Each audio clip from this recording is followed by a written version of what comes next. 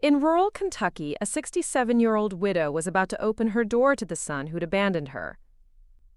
What started as desperate bill paying took a shocking turn when she came face to face with calculated manipulation. Isabelle Willson wasn't your typical vulnerable elder. For 30 years, she had managed a school office, known for her sharp wit and organizational skills. When she encountered Danny's tearful promises of redemption, she had no idea she was walking into orchestrated abuse. Isabelle's maternal instincts would lead to her exile in her own basement. What began as hope for reconciliation would become a battle for home itself. Before we jump back in, tell us where you're tuning in from, and if this story touches you, make sure you're subscribed, because tomorrow, I've saved something extra special for you. The bills spread across Isabelle's kitchen table like autumn leaves, brown and yellow envelopes that had accumulated over months, each one a reminder of choices she couldn't afford to make. The hospital billing statements formed the largest pile, their corporate logos stamped across pages that detailed Robert's final months in cold, clinical terms. Oxygen tank rental, $847.50. Hospice care, $2,340. Morphine administration, $156.75. The numbers blurred together, each one a memory she'd rather forget. She pressed her reading glasses higher on her nose and reached for the calculator, though she already knew the sum by heart. 6 months since Robert's funeral, and the math hadn't changed. Her savings account, once modest but secure, had dwindled to less than $3,000. The house, their house, the one they'd bought as newlyweds 43 years ago, carried a mortgage she'd never imagined facing alone. Property taxes were due in 2 months. The furnace needed repair before winter. The roof leaked in the guest bedroom whenever it rained hard. The silence of the house pressed against her ears. During Robert's illness, there had been constant noise. Medical equipment humming, nurses coming and going, the television always on to fill the terrible quiet moments between his labored breaths. Now, the silence felt alive, watchful. Even the grandfather clock in the hallway seemed to tick more loudly, counting down the seconds until she'd have to make the decision she'd been avoiding. Isabelle picked up the notice from the insurance company, the one that had arrived 3 days ago. They were dropping her coverage. Pre-existing conditions, they claimed, though she'd never missed a payment in 30 years. The irony wasn't lost on her. Robert had worked for the same company for 25 years, believing his widow would be protected. The American dream, she thought bitterly, came with fine print, written in invisible ink. She walked to the window above the sink, looking out at the garden Robert had tended with such care. The tomatoes were overgrown now, splitting on the vine. The grass needed cutting. Everything was falling apart, just like her carefully ordered life. She'd been a school secretary for 30 years, organized and efficient, the kind of woman who kept backup plans for her backup plans. But no plan had prepared her for this kind of loneliness, this kind of financial freefall. The phone rang, startling her from her thoughts. She almost didn't answer. Too many calls these days were from collectors, their voices professionally sympathetic but ultimately demanding. But something made her reach for the receiver. "Mom?" The voice hit her like a physical blow. Danny. Her middle child, the one who'd been missing from Robert's funeral, the one who'd disappeared from their lives over a decade ago, when addiction and bad choices had finally consumed whatever was left of the sweet boy she'd raised. She sank into the kitchen chair, her hand trembling as she held the phone. "Danny?" Her voice came out as a whisper. "Yeah, Mom." "It's me." His voice was different, older, tired, but carrying a vulnerability she hadn't heard since he was 17, and facing his first arrest. "I heard about Dad. I'm sorry I wasn't there." The tears came without warning, hot and immediate. She'd spent 6 months managing grief like a business transaction, organizing funeral arrangements and insurance claims and medical bills. But hearing her son's voice broke something loose inside her chest. "Where have you been?" she asked, though she wasn't sure she wanted to know. "Around. Different places. I've been trying to get my life together, Mom. I know you probably don't believe me, but I'm clean now. Been clean for 8 months. I'm living with someone, a good woman. We're trying to start over." Isabelle closed her eyes, remembering all the other times, the promises, the relapses, the lies, wrapped in hope and delivered with tears. The stolen jewelry, the forged checks, the night he'd come home high and destroyed Robert's study in a rage she still didn't understand. The final confrontation, when Robert had told him never to come back, when Danny had screamed that he hated them both and slammed the door hard enough to crack the frame. "I know what you're thinking," Danny continued, his voice gaining strength. "I know I've messed up before, but this time is different. I'm different. I've got a job, Mom. Construction work. It's good, honest work. And Cass, that's my girlfriend. She's been helping me stay on track. She's got her head on straight." Something in his tone made her suspicious. The practiced cadence, the way he emphasized certain words. He'd always been good at reading people, at knowing exactly what they needed to hear. But she was older now, more tired, and perhaps more desperate than she'd been before. "Why are you calling, Danny?" A pause. She could hear him breathing, could almost see him running his fingers through his hair the way he used to when he was nervous. "We lost our place. The landlord sold the building, and we can't find anything we can afford. Everything's so expensive now. I was hoping maybe we could stay with you for a while. Just until we get back on our feet. We could pay rent, help with expenses." The words hung in the air between them. Isabelle looked around her kitchen, at the bills scattered across the table, at the too-quiet house that felt like a mausoleum of her former life. She thought of the guest bedroom, with its leaking roof, the basement that could be cleaned up and made livable. She thought of the mortgage payment due in 2 weeks, the property taxes, the repairs that needed to be made. "I don't know, Danny. It's been so long. There's so much history. I know. I hurt you and Dad. I know I was a terrible son. But I'm trying to make up for it. Let me take care of you for once, Mom. Let me help." The maternal instinct that had never quite died, despite everything, stirred in her chest. This was her child, her baby, the one who'd once brought her dandelions and called them flowers, the one who'd cried in her arms when his first pet died, who'd made her birthday cards with crooked letters and too much glue. "We wouldn't be any trouble," he continued. "Cass is real respectful, real quiet. She's got experience taking care of older folks. She worked as a home health aide. She could help you around the house, maybe help you organize Dad's things. I know that's gotta be hard." The mention of Robert's belongings, still untouched in his study, hit her like a physical blow. She hadn't been able to face that task, hadn't been able to dismantle the life they'd built together. The thought of having help, of not facing it alone, was almost irresistible. "I don't know," she repeated, but her voice was weaker now. "Just think about it, Mom. Please. I know I don't deserve another chance, but I'm asking anyway. I'm begging. I don't have anywhere else to go." The desperation in his voice sounded real, raw in a way that reminded her of the scared little boy who'd crawled into her bed during thunderstorms. But she'd been fooled before. She'd believed in him before, only to have that faith shattered by lies and broken promises. "How much rent could you pay?" she asked, hating herself for the question but needing to know. $400 a month. I know it's not much, but it's all we can manage right now. And like I said, Cass could help around the house. She's real good with that kind of thing. $400. Not enough to solve her problems, but enough to buy her time. Enough to make the mortgage payment and keep the lights on while she figured out what to do next. She looked at the bills spread across the table, each one a demand she couldn't meet.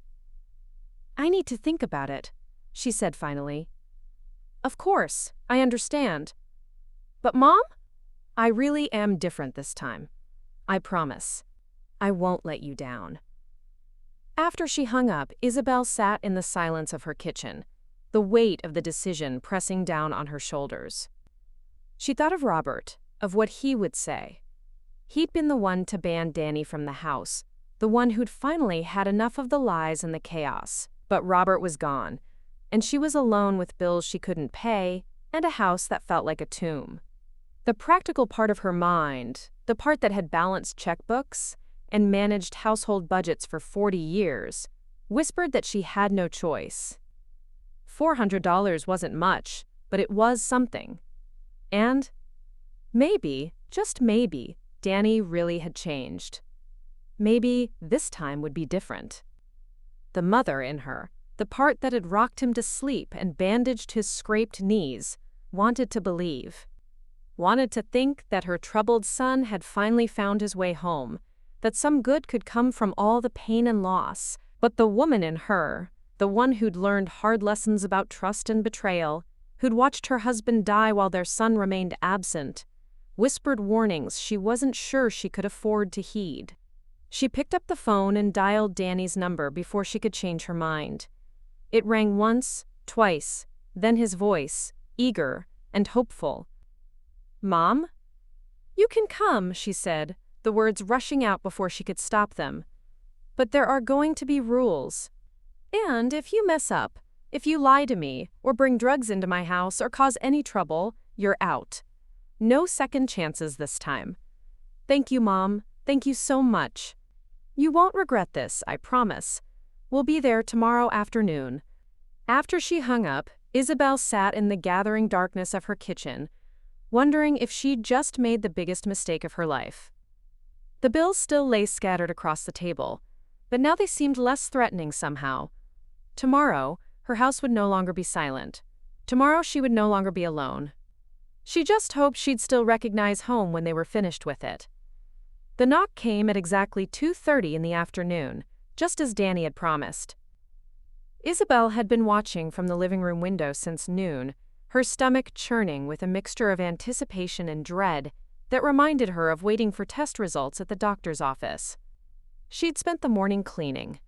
Not that the house wasn't already spotless, but she needed something to do with her hands, some way to channel the nervous energy that had kept her awake most of the night. She smoothed her gray hair one final time and walked to the front door, her hand hesitating on the deadbolt. Through the peephole she could see Danny standing on the porch, and behind him, a woman with dark hair pulled back in a neat ponytail. They looked normal, respectable even. Danny wore clean jeans and a button-down shirt she didn't recognize, his hair shorter than she remembered, his face fuller and healthier looking than the last time she'd seen him, over a decade ago. "Mom?" His voice carried through the door, soft and uncertain. She turned the lock and opened the door, and there he was, her son. Older, weathered around the eyes, but unmistakably Danny. The same crooked smile, the same way of holding his left shoulder slightly higher than his right, the same green eyes that had looked up at her from a hospital bassinet 42 years ago. "Hi, Mom." His voice cracked slightly, and she saw his Adam's apple bob as he swallowed hard. For a moment they just stood there, taking each other in. Then Danny stepped forward, his arms opening tentatively, and she found herself moving toward him. The hug was awkward at first. Too many years, too much history. But then his arms tightened around her, and she smelled the familiar scent of his cologne mixed with something else, something that reminded her of construction sites and honest work. "I missed you," he whispered into her hair, and despite everything, despite all the reasons she had to guard her heart, she felt tears prick at her eyes. "I missed you too," she admitted, the words coming out rougher than she'd intended. When they separated, Danny gestured to the woman behind him. "Mom, this is Cass. Cass, this is my mother, Isabelle." Cass stepped forward with a warm smile that transformed her entire face. She was prettier than Isabelle had expected, mid-30s, with kind brown eyes, and an easy, comfortable way of moving that spoke of someone used to putting others at ease. She wore a simple sundress and cardigan, her makeup subtle but carefully applied. "Mrs. Willson, it's such a pleasure to finally meet you." Cass's voice was soft with just a hint of a southern accent, and when she extended her hand, her grip was firm but not aggressive. "Danny's told me so much about you. I'm so sorry for your loss. Your husband sounds like he was a wonderful man." The mention of Robert hit Isabelle like a physical blow, but Cass's expression was so genuinely sympathetic that she found herself nodding. "Thank you," he was. "I brought you something," Cass continued, reaching into a canvas bag slung over her shoulder. She pulled out a small potted plant, a peace lily with glossy green leaves and a single white bloom. "I know it's not much, but I thought you might like something living to brighten up the house." Isabelle took the plant, surprised by the gesture. It had been months since anyone had brought her anything that wasn't a casserole or a sympathy card. "That's very thoughtful. Thank you." Danny was already moving toward their truck, parked in the driveway behind her aging Honda. "We don't have much," he called over his shoulder. "Just a few bags and some boxes. We can get it all in one trip." As he and Cass unloaded their belongings, Isabelle found herself studying them with the eye of someone who'd spent 3 decades observing teenagers and their parents. There was something rehearsed about their movements, something too smooth about the way they worked together. But maybe that was just the paranoia talking, the voice in her head that sounded suspiciously like Robert warning her to be careful. Their possessions were indeed minimal. 2 duffel bags, a cardboard box that looked like it might contain books, and a small suitcase that Cass handled with particular care.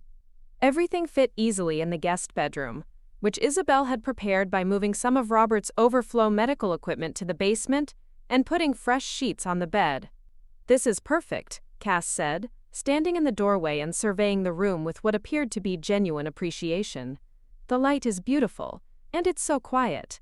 You have such a lovely home, Mrs. Willson." "Isabelle, please." She found herself warming to the younger woman despite her reservations. "And thank you. Robert and I put a lot of work into this place over the years." "I can tell." Cass moved to the window, looking out at the backyard where Robert's garden stood in various stages of neglect. That garden must have been beautiful. Danny mentioned his father was quite the gardener. He was, green thumb like you wouldn't believe, could make anything grow. Isabelle's voice softened with memory. "I keep meaning to get out there and clean it up, but—" "Oh, don't you worry about that," Danny said, appearing in the doorway with his duffel bag slung over his shoulder. "I can take care of the yard work. Used to help Dad with it when I was a kid, remember? I know my way around a garden." The memory hit her unexpectedly. Danny at 12, following Robert around the yard with a small hand trowel, his face serious with concentration as his father showed him how to identify weeds from seedlings. Before everything went wrong. Before the drugs and the stealing and the lies that had torn their family apart. "That would be nice," she said quietly. "And I'd be happy to help with anything around the house," Cass added. "I know how overwhelming it can be, maintaining a place like this on your own. I worked as a home health aide for several years, so I'm used to helping folks with daily tasks." There was something in the way she said it that made Isabelle's instincts prickle. Too eager, perhaps. Too quick to position herself as indispensable. But the practical part of her mind, the part that had been struggling with the isolation and the endless list of household tasks she'd been putting off, whispered that help would be welcome. "I appreciate that," she said carefully. "But I want to be clear about the arrangement. This is temporary, right? Just until you get back on your feet?" Danny's smile faltered slightly, but he nodded. "Of course. We're just grateful to have somewhere to stay while we figure things out. I promise we won't overstay our welcome." "And the rent," Isabelle continued, hating herself for bringing it up but needing to establish boundaries. $400 a month, payable on the 1st. "Absolutely." Danny reached into his back pocket and pulled out a folded envelope. "Actually, here's the 1st month, plus a little extra for groceries and utilities. I know we'll be using more electricity and hot water." Isabelle took the envelope, surprised by its thickness. When she opened it, she found $600 in cash, more than they'd agreed upon. "Danny, this is too much." "Mom, you're doing us a huge favor. It's the least we can do." He shrugged, but she could see the pride in his eyes. "Besides, I told you I've got steady work now. I want to contribute." The money felt real in her hands, substantial in a way that made her realize just how long it had been since she'd held cash that wasn't earmarked for bills. For the first time in months, she felt a tiny flutter of hope. "Why don't I show you around the rest of the house?" she suggested. "Get you oriented." As they walked through the rooms, Isabelle found herself seeing her home through their eyes. The living room with its comfortable but aging furniture. The dining room where she and Robert had hosted countless family dinners. The kitchen where she'd spent so many hours preparing meals and helping with homework. Everything looked smaller somehow, shabbier, as if the house itself was showing its age. Cass was particularly interested in the kitchen, running her hand along the countertops and examining the appliances with what seemed like professional interest. "These are good, solid fixtures," she said approvingly, "built to last. Though I notice the dishwasher seems to be making some noise." "It's been acting up lately," Isabelle admitted. "I keep meaning to call a repairman." "Oh, don't worry about that. I'm pretty handy with appliances. Let me take a look at it later." Cass opened the refrigerator, peering inside with the casual familiarity of someone already making themselves at home. "You know, Mrs. Willson, Isabelle, I was thinking I could take over some of the grocery shopping and cooking if you'd like. I love to cook, and I imagine it's hard, preparing meals for just one person." There it was again, that slightly too eager helpfulness that made Isabelle's radar ping. But the offer was tempting. She'd been living on frozen dinners and canned soup for months, unable to summon the energy to cook proper meals for herself. "That's very kind of you," she said carefully, "but I wouldn't want to impose." "Oh, it's no imposition at all, I enjoy it. And Danny's got such a good appetite. I'm used to cooking for a crowd." Cass laughed, a musical sound that filled the kitchen. "Besides, I bet you've got some wonderful family recipes I could learn. I'd love to hear stories about Danny when he was little." Danny, who had been examining the back door and its somewhat loose handle, looked up with a grin. "Mom's got some great stories. Remember that time I tried to build a fort in the living room using all the couch cushions? And knocked over my good lamp in the process," Isabelle finished, finding herself smiling at the memory. "Your father was so angry. He made you save up your allowance for 3 months to pay for a new one." "Best lesson I ever learned about responsibility," Danny said, his voice carrying a weight that made Isabelle wonder if he was talking about more than just a broken lamp. As they continued the tour, Cass made small observations about the house: the way the front door stuck slightly, the loose banister on the stairs, the window in the spare bathroom that didn't quite close properly. Each comment was framed as helpful, but Isabelle began to notice how comprehensive the assessment was. It was as if Cass was cataloging every weakness, every vulnerability in the house's structure. "You know," Cass said as they stood in the hallway outside Robert's study, "I couldn't help but notice you've got some boxes stacked in the living room. Are you in the middle of organizing things?" Isabelle's gaze followed Cass's to the pile of boxes she'd been avoiding for months. Robert's medical supplies, his clothes, the accumulated detritus of a life cut short. "I've been meaning to go through his things. I just haven't." "Oh, honey." Cass's voice was filled with sympathy. "That's such a hard thing to face alone. I've helped several families with that kind of sorting. It's easier when you have someone to help you make decisions, someone who can be objective about what to keep and what to let go." The offer hung in the air between them. Isabelle felt a familiar tightness in her chest, the same feeling she got when she looked at those boxes, when she thought about dismantling the life she and Robert had built together. But maybe Cass was right. Maybe it would be easier with help. "I might take you up on that," she said quietly. "Of course. Whenever you're ready. There's no rush." But even as Cass said the words, Isabelle caught something in her expression. A flicker of satisfaction, perhaps, or calculation.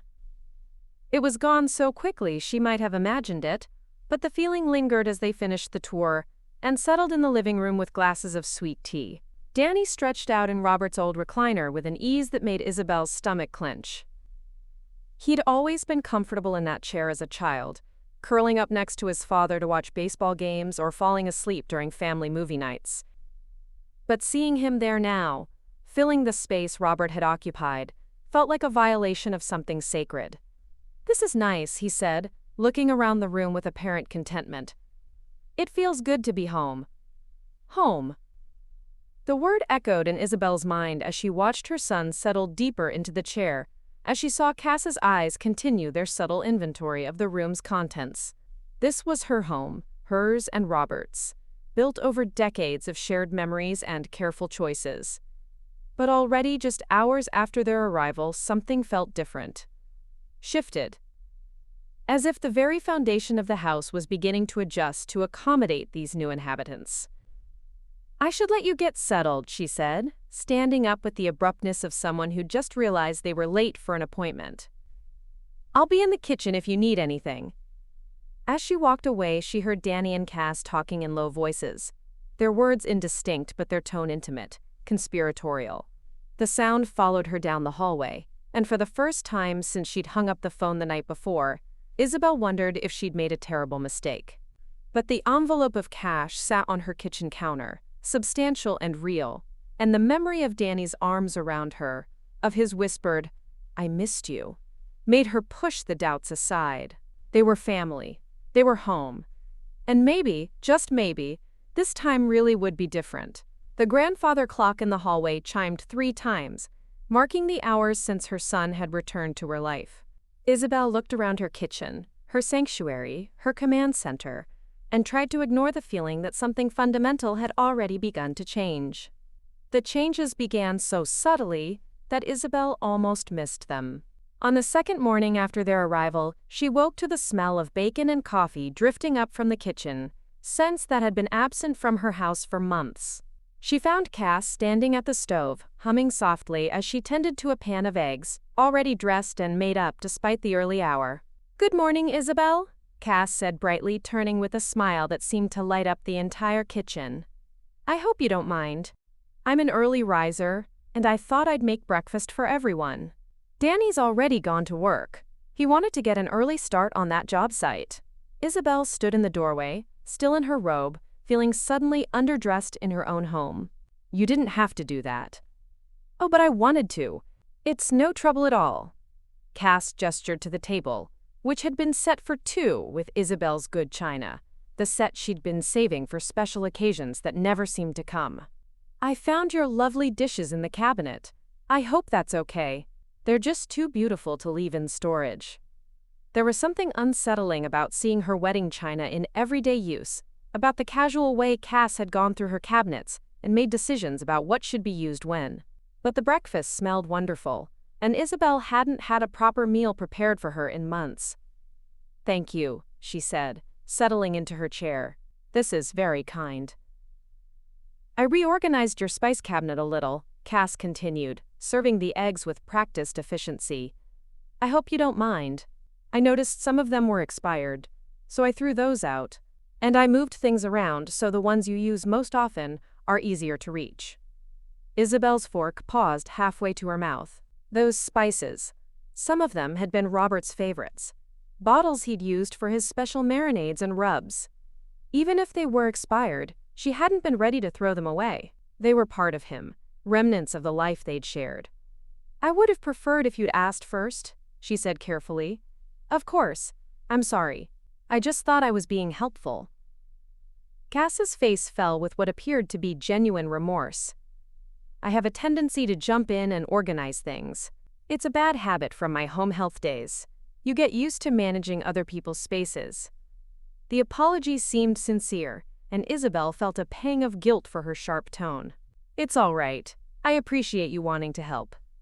But as she ate, she couldn't shake the feeling that something important had been lost.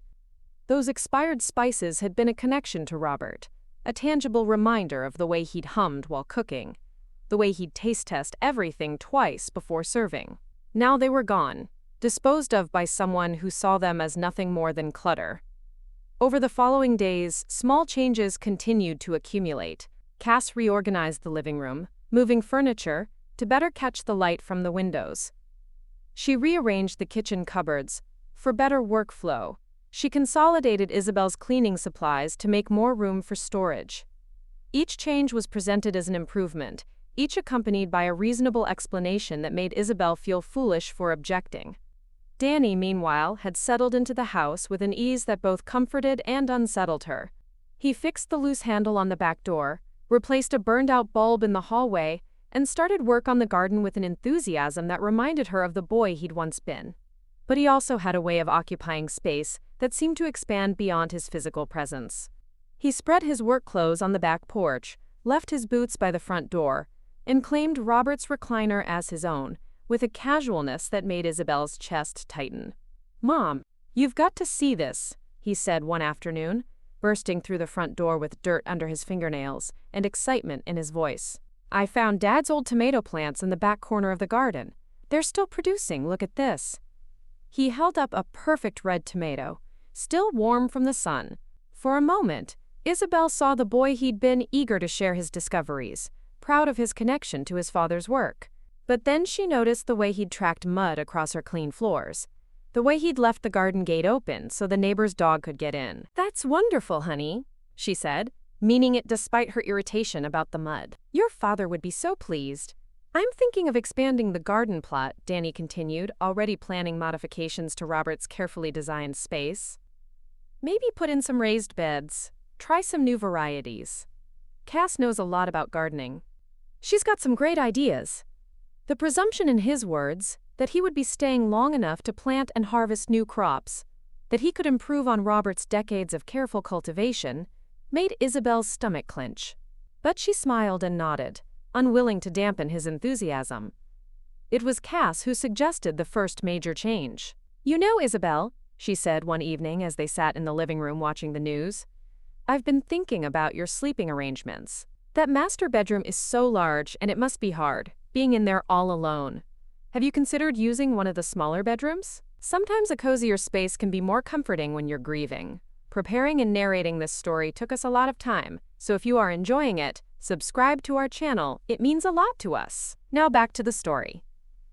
Isabelle looked up from her knitting, startled by the suggestion. "I've been sleeping in that room for 42 years. It's my room." "Of course it is," Cass said quickly. "I just meant that sometimes a change of scenery can help with the healing process. I've seen it with other clients. And that room has so many memories. It might be keeping you from moving forward."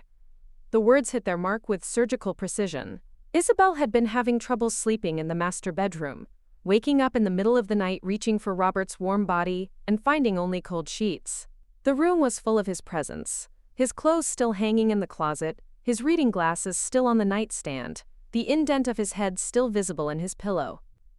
"I don't know," she said uncertainly. "Just think about it." Cass continued, her voice gentle but persistent.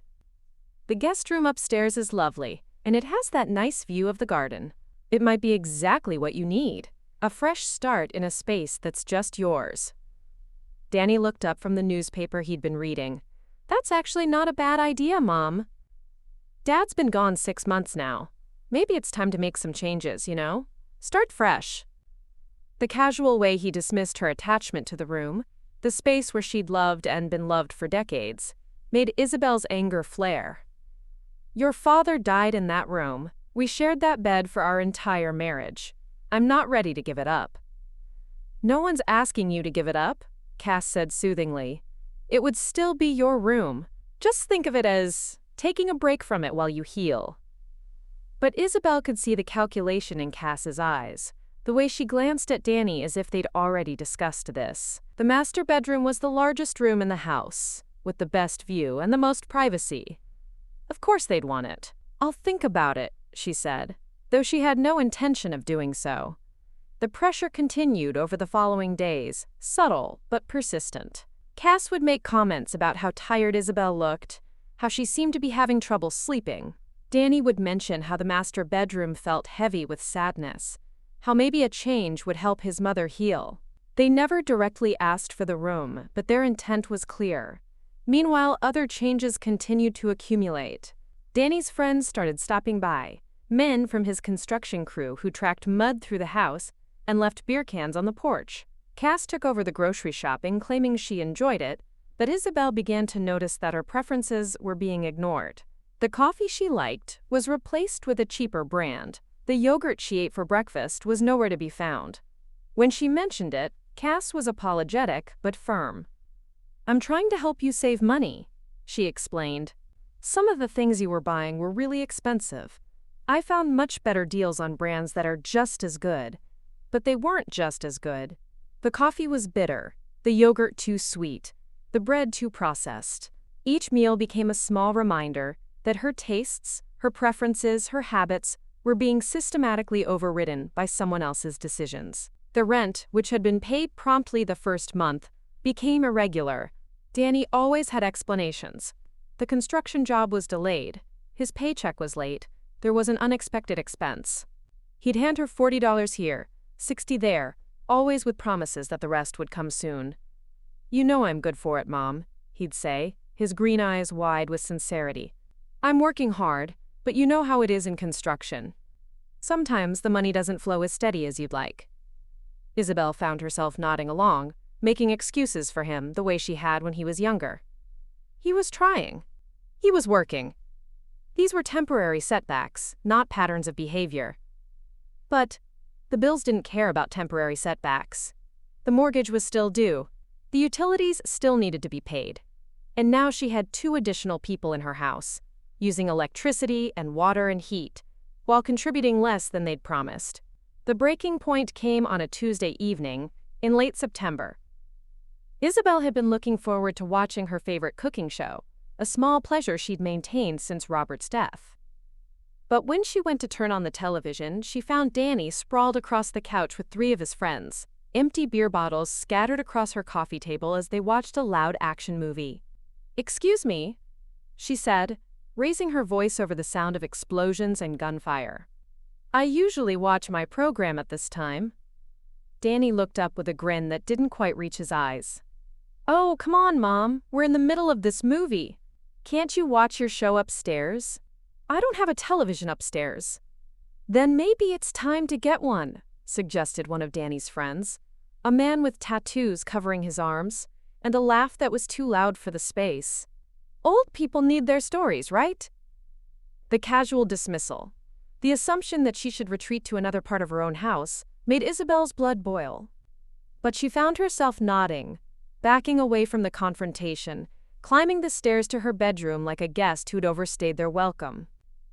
She sat on her bed, listening to the sounds of masculine laughter and clinking bottles drifting up from below, and wondered how she'd become a stranger in her own home.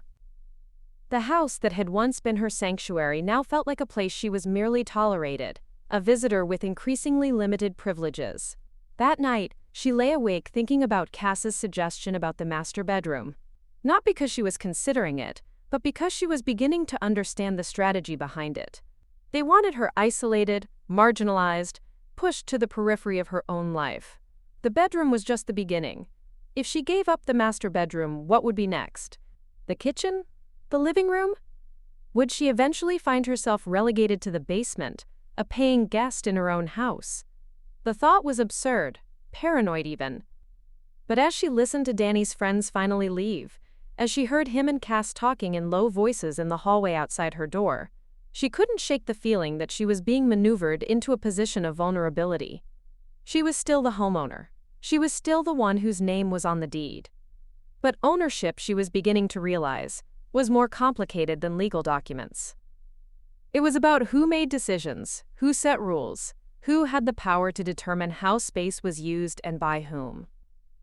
And with each passing day, that power was slipping away from her, transferred so gradually and smoothly that she was only now beginning to understand what was happening. The grandfather clock in the hallway chimed midnight, marking the end of another day in which she'd lost a little more ground. Tomorrow, she decided, she would have to start pushing back.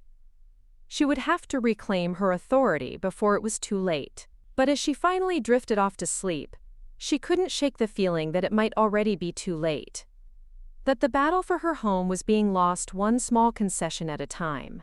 Part 4. The Basement Proposal. The music started at 9 o'clock that Friday night, just as Isabelle was settling into bed with a cup of chamomile tea and the mystery novel she'd been trying to finish for weeks. The bass line thrummed through the floorboards, vibrating up through the mattress and into her bones. She waited, thinking it would be brief. Maybe Danny and Cass were just having a quiet evening with friends. But as the minutes stretched into an hour, then 2, the noise only grew louder. She could hear voices now, laughter and shouting that seemed to come from multiple rooms. The front door slammed repeatedly as more people arrived, and she caught glimpses of headlights sweeping across her bedroom walls as cars pulled into her driveway and spilled onto the street. This wasn't the small gathering she'd grown reluctantly accustomed to. This was a full-scale party in her living room. By 11 o'clock, she could hear glass breaking. A woman's voice rose above the music, slurred and argumentative. Someone was using her bathroom upstairs. She could hear the toilet flushing repeatedly, the sound of retching. The floorboards creaked ominously as people stomped across her hardwood floors, and she winced at every heavy footfall. At midnight, she finally gave up on sleep and put on her robe. The house she descended into was unrecognizable. The living room furniture had been pushed against the walls to create a makeshift dance floor. Her coffee table was covered with empty beer bottles, overflowing ashtrays, and red plastic cups that had left rings on the wood Robert had so carefully maintained. The air was thick with cigarette smoke and the sweet, skunky smell of marijuana. She stood at the bottom of the stairs, taking in the scene with growing horror. There had to be 30 people in her house, strangers who tracked mud across her floors, who used her bathroom without permission, who treated her home like a public venue. A young woman with bleached hair and too much makeup was passed out on her couch, her head lolling at an angle that would give her a terrible crick in the neck. 2 men were arm wrestling on her dining room table, their movements threatening the china cabinet that held her grandmother's dishes. "Danny!" she called out, her voice barely audible over the music. She found him in the kitchen, leaning against the counter with a beer in one hand and his arm around a woman who wasn't Cass. He was laughing at something the woman had said, his face flushed with alcohol and excitement. When he saw his mother, his expression shifted to something that might have been guilt, but the transformation was so quick she couldn't be sure. "Mom," he said, his voice too loud and too cheerful. "You're up late, come meet everyone. This is Jennifer. She works at the plant with me." "Danny, what is this?" Isabelle gestured at the chaos around them. "There are people I don't know in my house. People are smoking inside." Someone broke something in the living room. "It's just a little get-together," Danny said, his tone dismissive. "Nothing to worry about. We're all adults here. This is not a little get-together. This is a party, and you didn't ask permission. You didn't even tell me about it." Danny's eyes narrowed slightly, and for a moment she saw something cold flicker across his face. "I didn't think I needed permission to have a few friends over. This is my home too now, isn't it?" The words hit her like a slap. Her home. The house she'd lived in for over 4 decades. The space she'd shared with Robert. The sanctuary that was supposed to be hers. Danny was claiming it as his own, and doing so in front of a stranger who was watching their exchange with obvious interest. "This is my house," she said firmly. "My name is on the deed, and I'm asking you to send these people home." Danny's face darkened, and she saw the woman beside him take a step back, sensing the tension. "You're being ridiculous, Mom. It's Friday night. People are having fun. Nobody's hurting anything. Someone broke my lamp. There's smoke damage to my walls. People are using drugs in my house." "Jesus, Mom." Danny set his beer down with more force than necessary. "You're being paranoid. Nobody's using drugs. It's just a party." But even as he spoke, Isabelle could see evidence to the contrary. The smell of marijuana was unmistakable, and she'd noticed several people huddled in corners with small bags and rolled bills. This wasn't just drinking. This was exactly the kind of scene she'd feared when she'd first considered letting Danny move in. "I want everyone out," she said, her voice shaking with anger and fear. "Now?" Danny stared at her for a long moment, and she saw something calculating in his expression. Then he sighed dramatically and shook his head. "Fine. Whatever. You heard her, everybody. Party's over. The old lady wants to go to bed." The dismissive way he referred to her, the casual cruelty in his voice, made Isabelle's chest tighten. But she stood her ground as he began moving through the house, telling people to leave. The exodus was slow and reluctant, with plenty of grumbling and backward glances. By 2 a.m, the last stragglers had finally departed, leaving behind a house that looked like a war zone. Cass appeared from somewhere upstairs, looking perfectly composed, despite the chaos. Her hair was neat, her makeup unsmudged, and she carried herself with the air of someone who'd been observing, rather than participating. "Oh, Isabelle," she said, her voice full of sympathy. "I'm so sorry about all this. I tried to tell Danny it was getting too loud, but you know how men are when they're with their friends." There was something in her tone that didn't ring true, something too polished about her concern. Isabelle had the distinct impression that Cass had been upstairs by design, positioning herself to avoid responsibility for the evening's events. "Where were you?" Isabelle asked. "I had a headache, so I went to lie down. I must have dozed off. Cass looked around at the damage with what appeared to be genuine dismay. This is terrible. We'll clean it all up tomorrow, of course. Danny will make it right. But Danny had already disappeared, presumably to bed, leaving the women to survey the destruction. Isabelle walked through her house, cataloging the damage. The lamp was indeed broken, its shade crushed, and its base cracked. There were burn marks on her coffee table from cigarettes that had been left to smolder. The bathroom upstairs was a disaster. Vomit on the floor, towels strewn everywhere. Her good hand soap apparently used up completely. I'll help you clean, Cass offered, but Isabelle shook her head. I just want to go to bed. We'll deal with this tomorrow. But sleep was impossible. Isabelle lay in her bed, staring at the ceiling and trying to process what had happened. The party wasn't just a violation of her space. It was a statement. Danny had claimed her house as his own, had invited strangers into her sanctuary without permission or consideration. And when she'd objected, he'd dismissed her concerns as those of a paranoid old woman. The next morning, she woke to find Cass already in the kitchen, preparing breakfast with her usual efficiency. The house had been restored to some semblance of order, though the lingering smell of smoke and the water stains on her coffee table served as reminders of the night's events. "Good morning," Cass said brightly. "I hope you were able to get some rest. I know last night was challenging." "Where's Danny?" "He left early for work. He wanted me to tell you he's sorry about the party. He didn't realize it would get so out of hand." The apology, delivered secondhand, felt as hollow as everything else about the situation. Isabelle poured herself a cup of coffee and sat at her kitchen table, trying to marshal her thoughts. She needed to lay down rules, establish boundaries, make it clear that last night could never happen again. But before she could speak, Cass sat down across from her, her expression thoughtful and concerned. "Isabelle, I've been thinking about what happened last night, and I have to say, I'm worried about you." "Worried about me?" "You seemed so stressed, so overwhelmed. And I can understand why. This house is a lot to manage, especially when you're dealing with grief and adjustment. I'm concerned that the pressure might be affecting your health." Isabelle set down her coffee cup, sensing a trap but not sure where it was leading. "I'm fine." "Are you sleeping well? You look tired, and I've noticed you seem anxious lately, jumping at every little noise. That's not good for your blood pressure or your heart." The concern in Cass's voice seemed genuine, but there was something underneath it that made Isabelle's instincts prickle. "I'm sleeping as well as can be expected, considering there was a party in my living room until 2 in the morning. That's exactly what I mean. You're dealing with so much stress, the financial pressure, the grief, the adjustment to having other people in your space.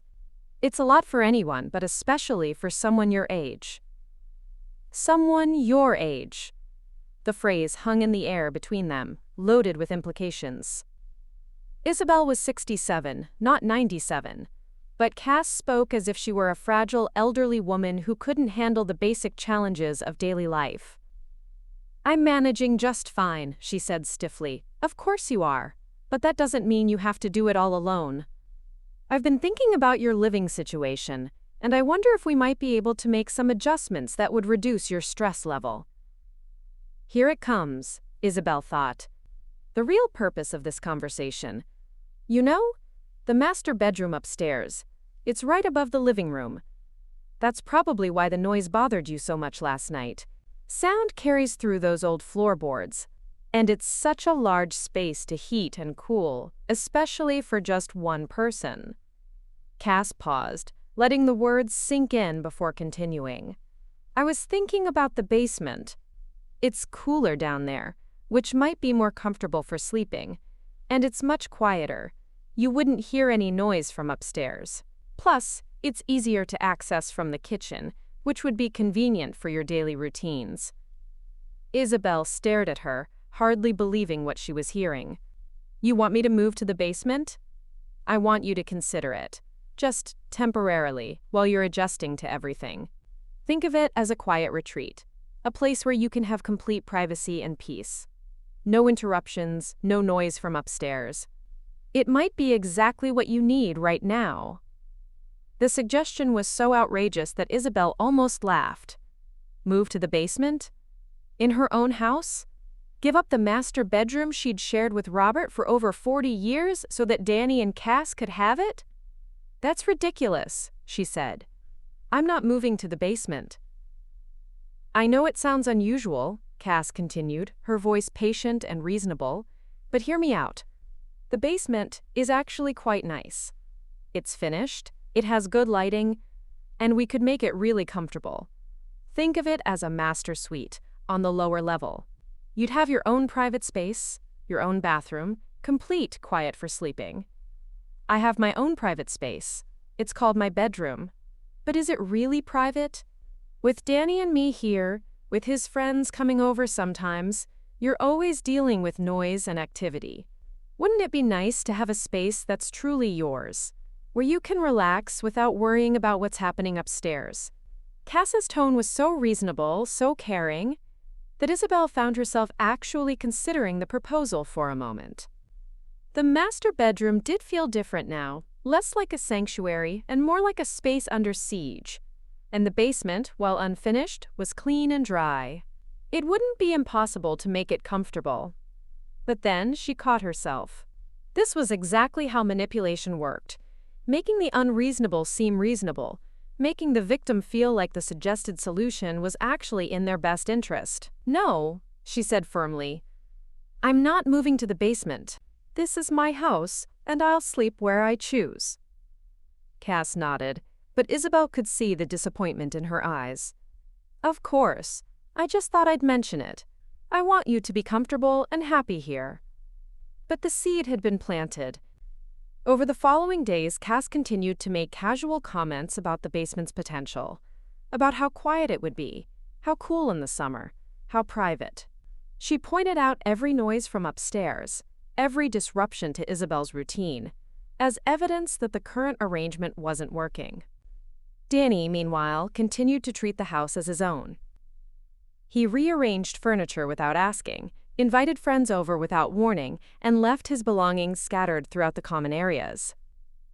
When Isabelle objected, he'd remind her that he was paying rent, that he had a right to feel comfortable in his own home. The rent, she noticed, was becoming increasingly irregular.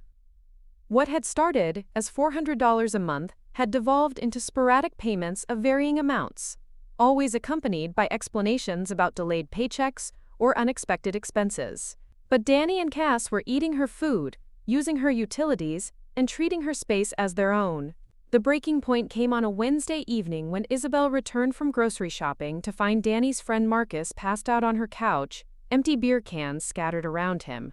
When she asked Danny to remove him, he laughed. He's not hurting anything, Mom. He just had a few too many. He'll sleep it off. I don't want strangers sleeping in my house.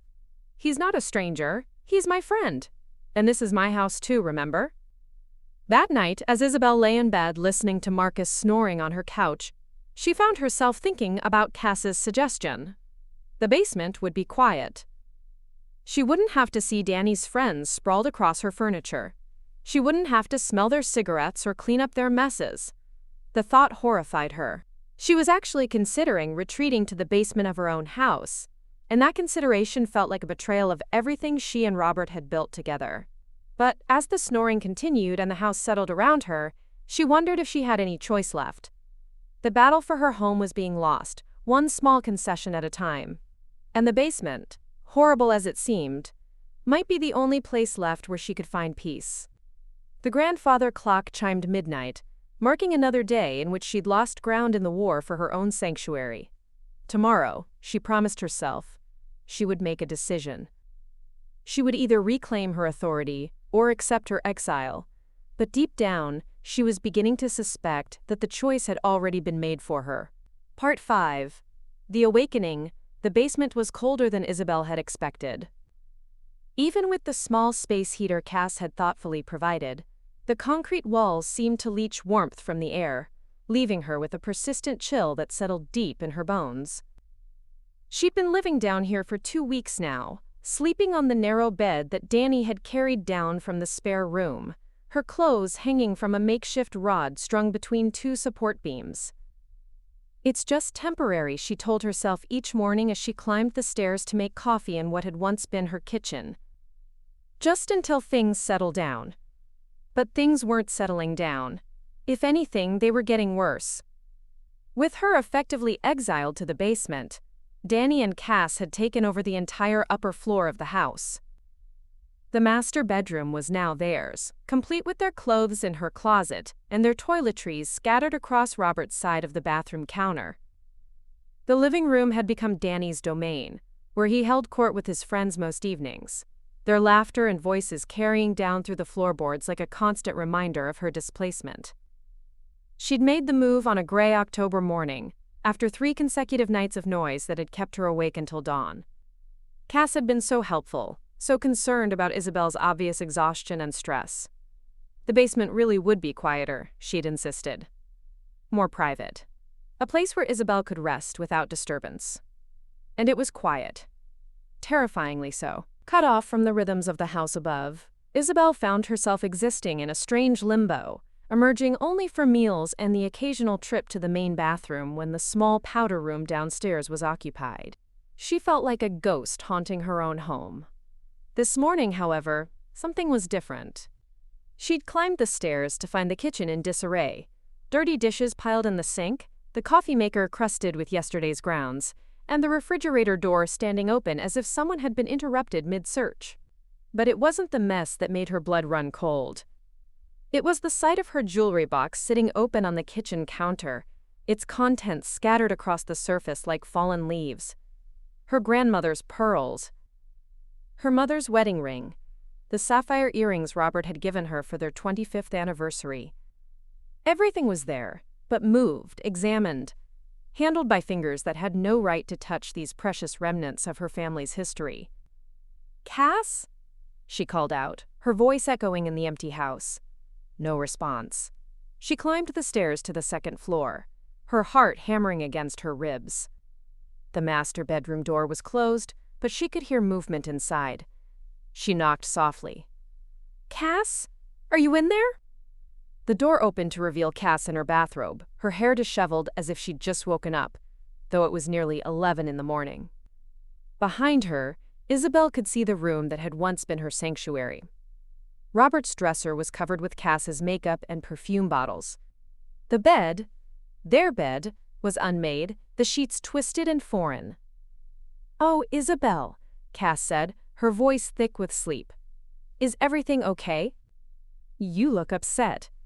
My jewelry box was on the kitchen counter. Open. Cass's expression shifted, a flicker of something? Guilt? Calculation? Crossing her face before settling into concern. "Oh, that. I'm so sorry. I was looking for some aspirin this morning, and I thought I saw a bottle in your jewelry box. I didn't mean to disturb anything." "Aspirin? In my jewelry box? I know it sounds strange, but I could have sworn I saw a small bottle in there yesterday when I was helping you dust. I have such a terrible headache and I couldn't find any in the medicine cabinet." The explanation was plausible enough, but something about Cass's manner set off alarms in Isabelle's head. The way she avoided eye contact, the carefully constructed reasonableness of her tone. It reminded her of the students she'd dealt with over the years, the ones who had perfectly logical explanations for why they'd been in the wrong place at the wrong time. "I keep my jewelry in that box. Only jewelry. Nothing else." "Of course. I realize that now. I'm sorry for the confusion. I was half asleep and not thinking clearly." Cass smiled apologetically. "I'll be more careful in the future." Isabelle nodded, but the unease remained. She went back downstairs and carefully returned each piece of jewelry to its proper place, checking to make sure nothing was missing. Everything seemed to be there, but the violation of her personal belongings left her feeling shaken and vulnerable.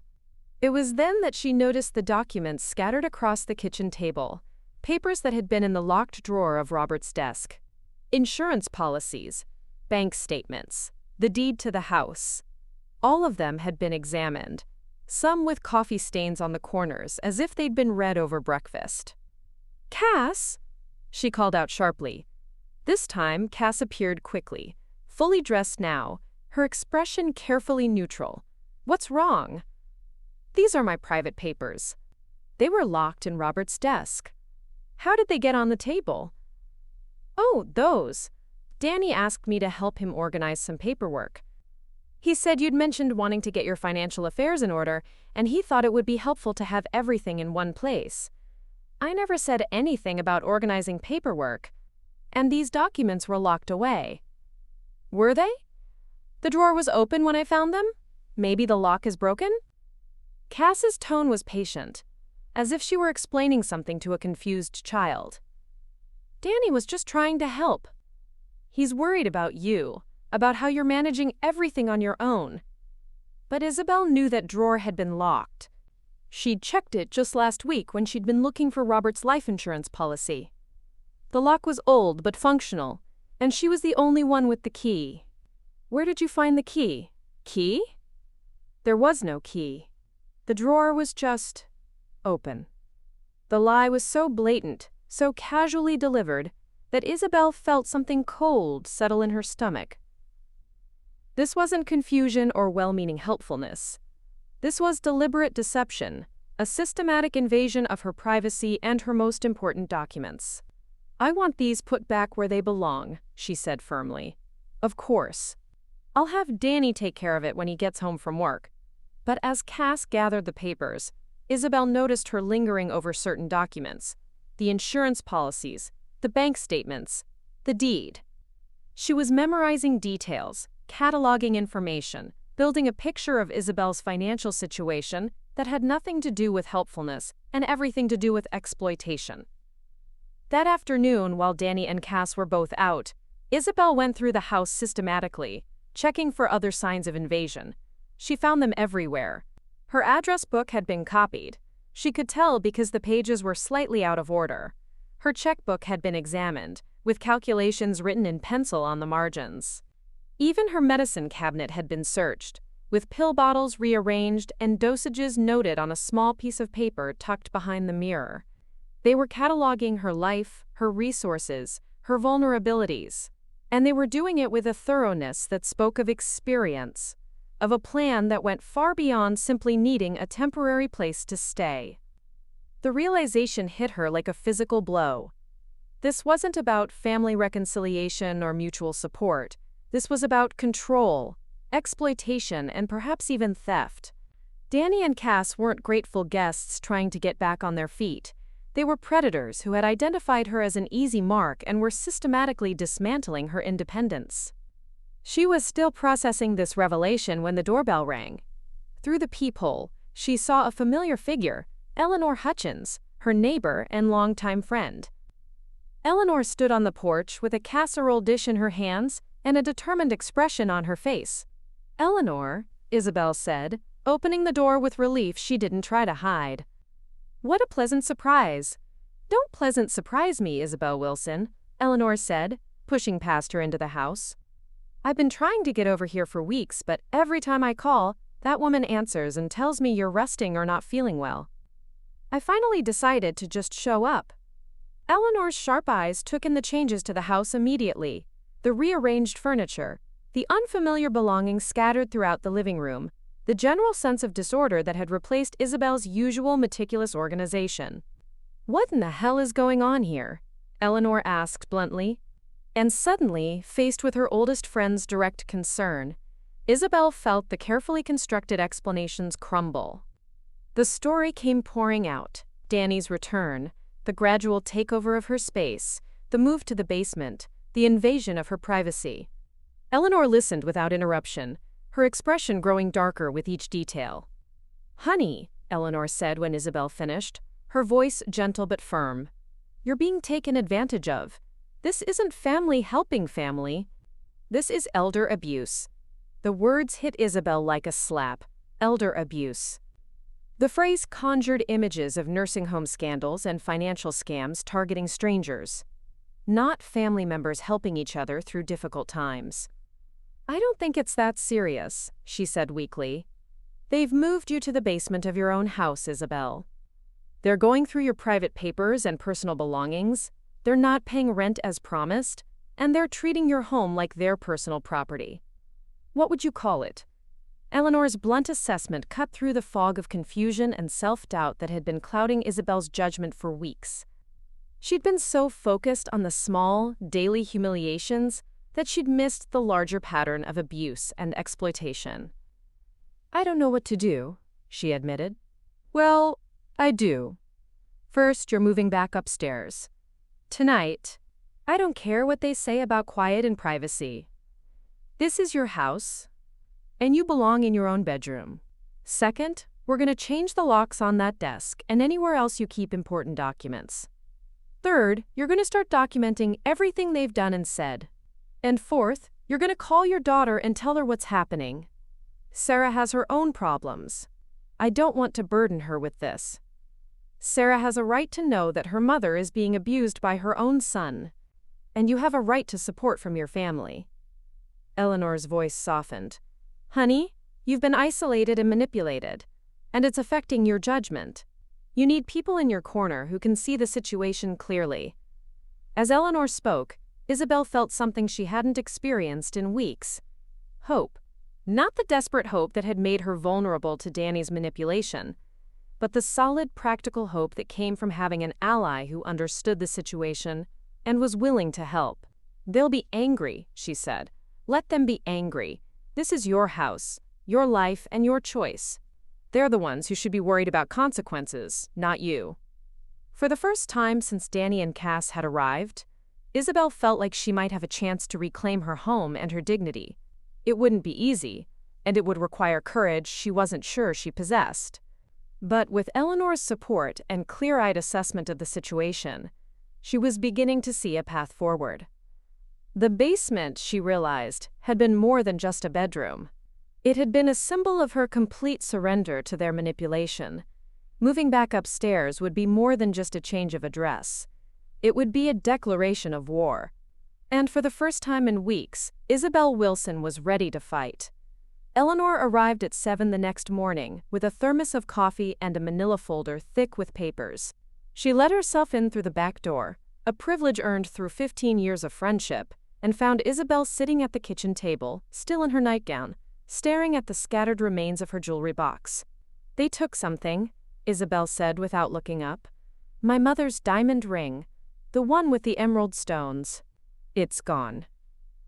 Eleanor set down her coffee and pulled out a small notebook, flipping it open to a fresh page. "When did you notice it missing?" "This morning. I went through everything 3 times. It's definitely gone." Isabelle's voice was steady, but Eleanor could see the tremor in her hands. "It was worth about $4,000. Robert had it appraised for insurance purposes." "We're writing this down," Eleanor said, her pen moving across the page. "Date, time, item, approximate value. From now on, we document everything." Eleanor had spent the previous evening researching tenant rights and elder abuse laws, calling in favors from her former colleagues at the law firm, where she'd worked as a secretary for 30 years. The manila folder contained printouts of relevant statutes, contact information for legal aid services, and a step-by-step guide for building a case. "First thing we need to do is get pictures of everything," Eleanor said, pulling out a digital camera. "The condition of the house, any damage they've caused, your belongings that have been moved or disturbed. Then we secure your important documents and change any locks they might have access to."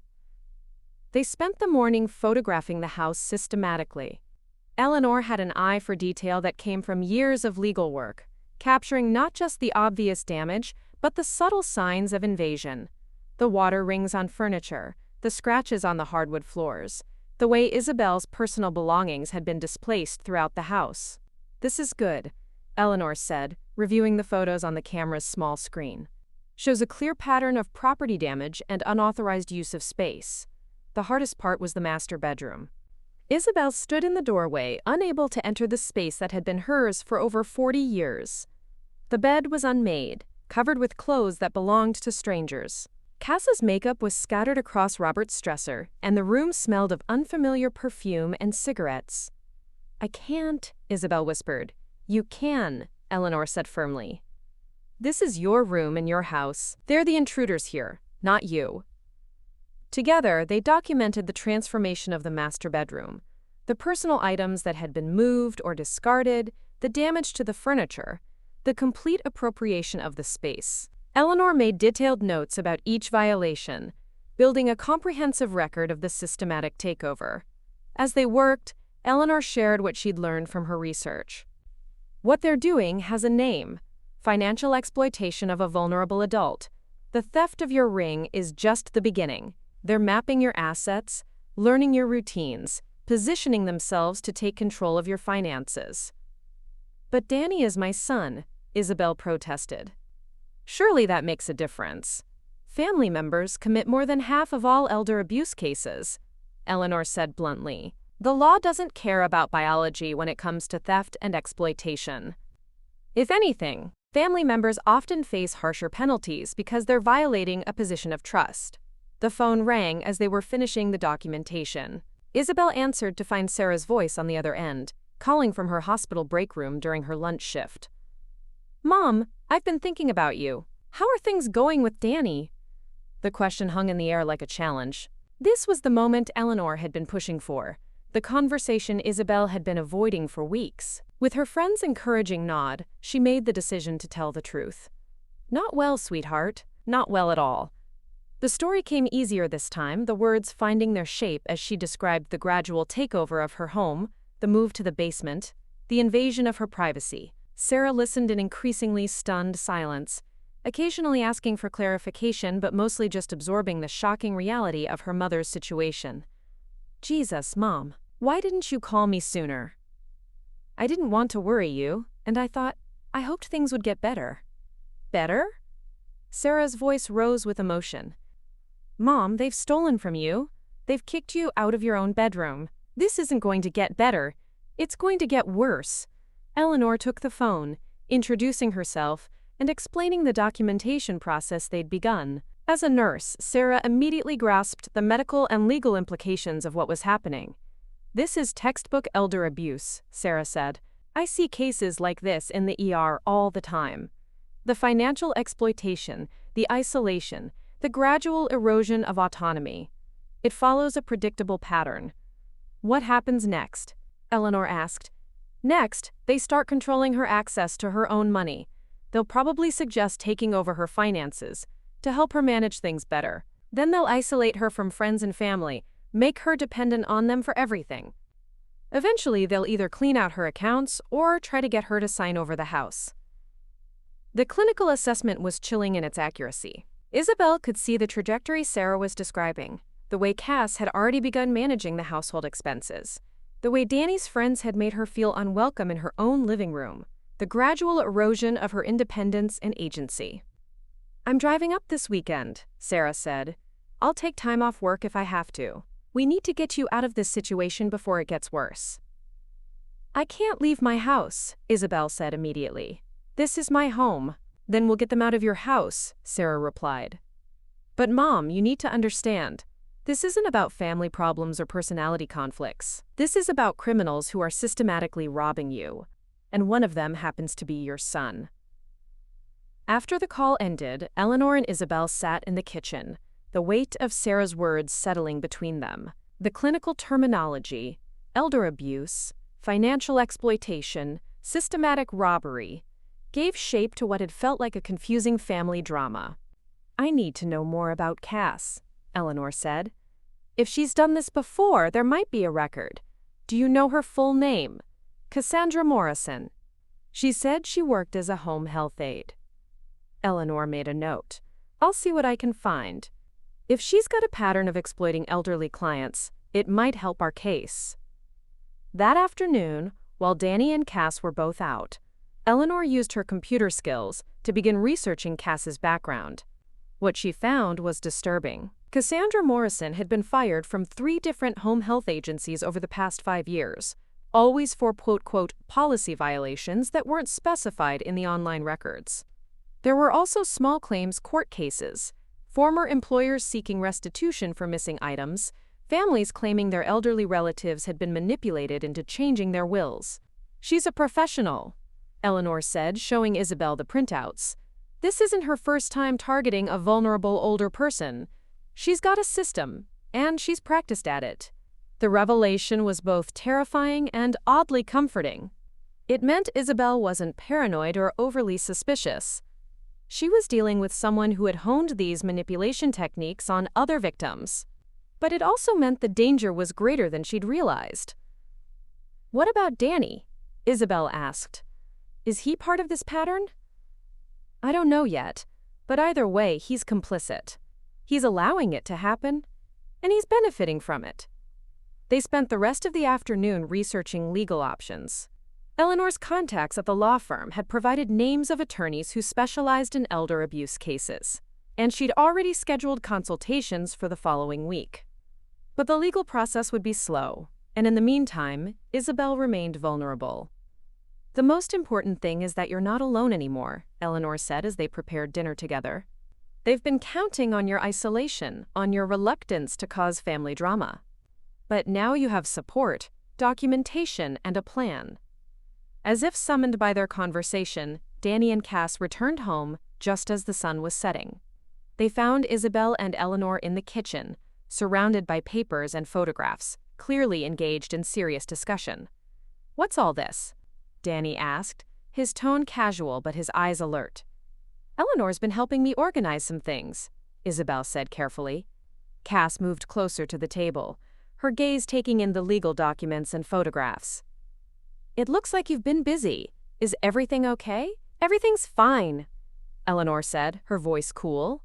"We're just helping Isabelle get her affairs in order." But Isabelle could see the calculation in Cass's eyes, the way she was assessing this new development. The presence of an ally, someone who couldn't be manipulated or dismissed, clearly complicated their plans. "Well, that's wonderful," Cass said, her smile not reaching her eyes. "It's so important to have good friends during difficult times." The pleasantries continued for a few more minutes, but the tension was palpable. Danny and Cass had walked into a changed situation, and they knew it. The question was how they would respond to this threat to their control. After Eleanor left, promising to return the next day with more legal information, Isabelle sat alone in her kitchen, feeling something she hadn't experienced in weeks: hope mixed with determination. She had an ally now, someone who saw the situation clearly and was willing to fight alongside her. The war for her home was far from over, but for the first time since Danny and Cass had arrived, Isabelle felt like she might actually have a chance to win it. Tomorrow would bring new challenges, new attempts at manipulation and control. But tonight, surrounded by evidence of her own strength and the support of a true friend, Isabelle Willson began to believe that she could reclaim her life. The eviction papers arrived on a Tuesday morning, delivered by a process server who apologized for the early hour, but insisted that Isabelle sign for them personally. She stood at her front door in her bathrobe, holding the official documents that Eleanor's attorney had prepared, feeling the weight of the decision she was about to make. 30 days' notice to quit and vacate the premises. The language was formal and unforgiving, but it represented something Isabelle had never imagined she'd need to do: legally remove her own son from her home. Danny was already at work, but Cass was in the kitchen, making coffee with the casual, proprietary air that had become her trademark. She looked up when Isabelle entered, her smile faltering slightly when she saw the legal papers in her hand. "What's that?" Cass asked, though something in her tone suggested she already suspected. "Eviction notice," Isabelle said, surprised by how steady her voice sounded. 30 days to vacate the premises. The transformation in Cass's demeanor was immediate and startling. The sweet, helpful facade cracked like a broken mask, revealing something cold and calculating beneath. "You can't be serious." "I'm completely serious. You and Danny have violated the terms of our agreement in multiple ways. The unpaid rent, the damage to my property, the theft of my belongings. I want you out." Cass set down her coffee cup with deliberate precision, her movements controlled but her eyes blazing. "This is insane, Isabelle. We're family. We're trying to help you." "Help me?" Isabelle's own anger, suppressed for weeks, finally found its voice. "You moved me to the basement of my own house. You stole my mother's ring. You've been going through my private documents and personal belongings. That's not help. That's abuse. I don't know what you're talking about. That ring probably just got misplaced during the move. And we were only trying to help you organize your papers. Stop lying." The words came out sharper than Isabelle had intended, but she didn't regret them. "I know what you are, Cass. I know about your history with other elderly clients. I know about the families who filed complaints against you." The mask slipped completely now, and Cass's face twisted with genuine fury. "You've been checking up on me? How dare you? After everything we've done for you, after all the help we've provided?" "What help? You've done nothing but take. Take my space, take my belongings, take my dignity." "Well, it stops now." Cass stood up abruptly, her chair scraping against the floor. "You can't just throw us out. We have rights. We've been paying rent, partial rent, when you've paid anything at all. And that doesn't give you the right to steal from me or treat my home like your personal property. This is a mistake, Isabelle. A huge mistake. You're going to regret this." Cass's voice had dropped to something approaching a threat. "You need us more than you realize. Who's going to take care of you? Who's going to help you manage this big house? You're an old woman living alone. Anything could happen." The implicit menace in the words made Isabelle's blood run cold, but she forced herself to stand firm. "I managed perfectly well for 6 months before you arrived. I'll manage perfectly well after you leave." "Will you? Because from where I'm standing, you look pretty fragile, pretty confused, the kind of person who might forget things, make poor decisions, have accidents." The threat was clearer now, and Isabelle felt a chill that had nothing to do with the October weather. But before she could respond, she heard Danny's truck in the driveway. His work boots thudded on the front porch, and then he was in the kitchen still wearing his construction clothes and looking tired from his morning shift. "What's going on?" he asked, taking in the tension between the two women. Cass moved to his side immediately, her demeanor shifting back to the concerned, reasonable woman she played so well. "Your mother's having some kind of episode, Danny. She's talking about evicting us, accusing us of stealing things. I think she's more confused than we realized." Danny's eyes went to the papers in Isabelle's hand, and his expression hardened. "What the hell is this, Mom?" "It's an eviction notice. I want you and Cass out of my house." "Are you out of your mind?" Danny's voice rose with each word. "We're family. You can't just kick us out because you're having some kind of paranoid breakdown." "I'm not having a breakdown. I'm protecting myself from being robbed and manipulated in my own home." Danny laughed, but there was no humor in it. "Robbed? Manipulated? Jesus, Mom, do you hear yourself? We've been taking care of you, helping you manage things you can't handle anymore. I never asked for your help managing anything. I asked you to rent a room and pay your portion of expenses. Instead, you've taken over my entire house and stolen my belongings." "We haven't stolen anything!" Danny's face was flushed now, his hands clenched into fists. "If you can't keep track of your jewelry, that's not our fault. Maybe you should think about whether you're really capable of living independently anymore." The words hit their target with devastating accuracy. This was the fear that had been lurking in the back of Isabelle's mind since Robert's death, that she really was too old, too fragile, too confused to manage on her own. But Eleanor's research and Sarah's clinical assessment had given her the tools to recognize this for what it was: manipulation designed to make her doubt her own perceptions. "I'm perfectly capable of living independently," she said firmly. "What I'm not capable of is living with people who lie to me, steal from me, and treat my home like their personal property." "This is ridiculous," Danny snapped. "You're being completely unreasonable. After everything I've done for you, fixing things around the house, taking care of the yard, helping with expenses. What expenses have you helped with? You've paid maybe half the rent you promised, and you've cost me far more in damage and stolen property than you've ever contributed."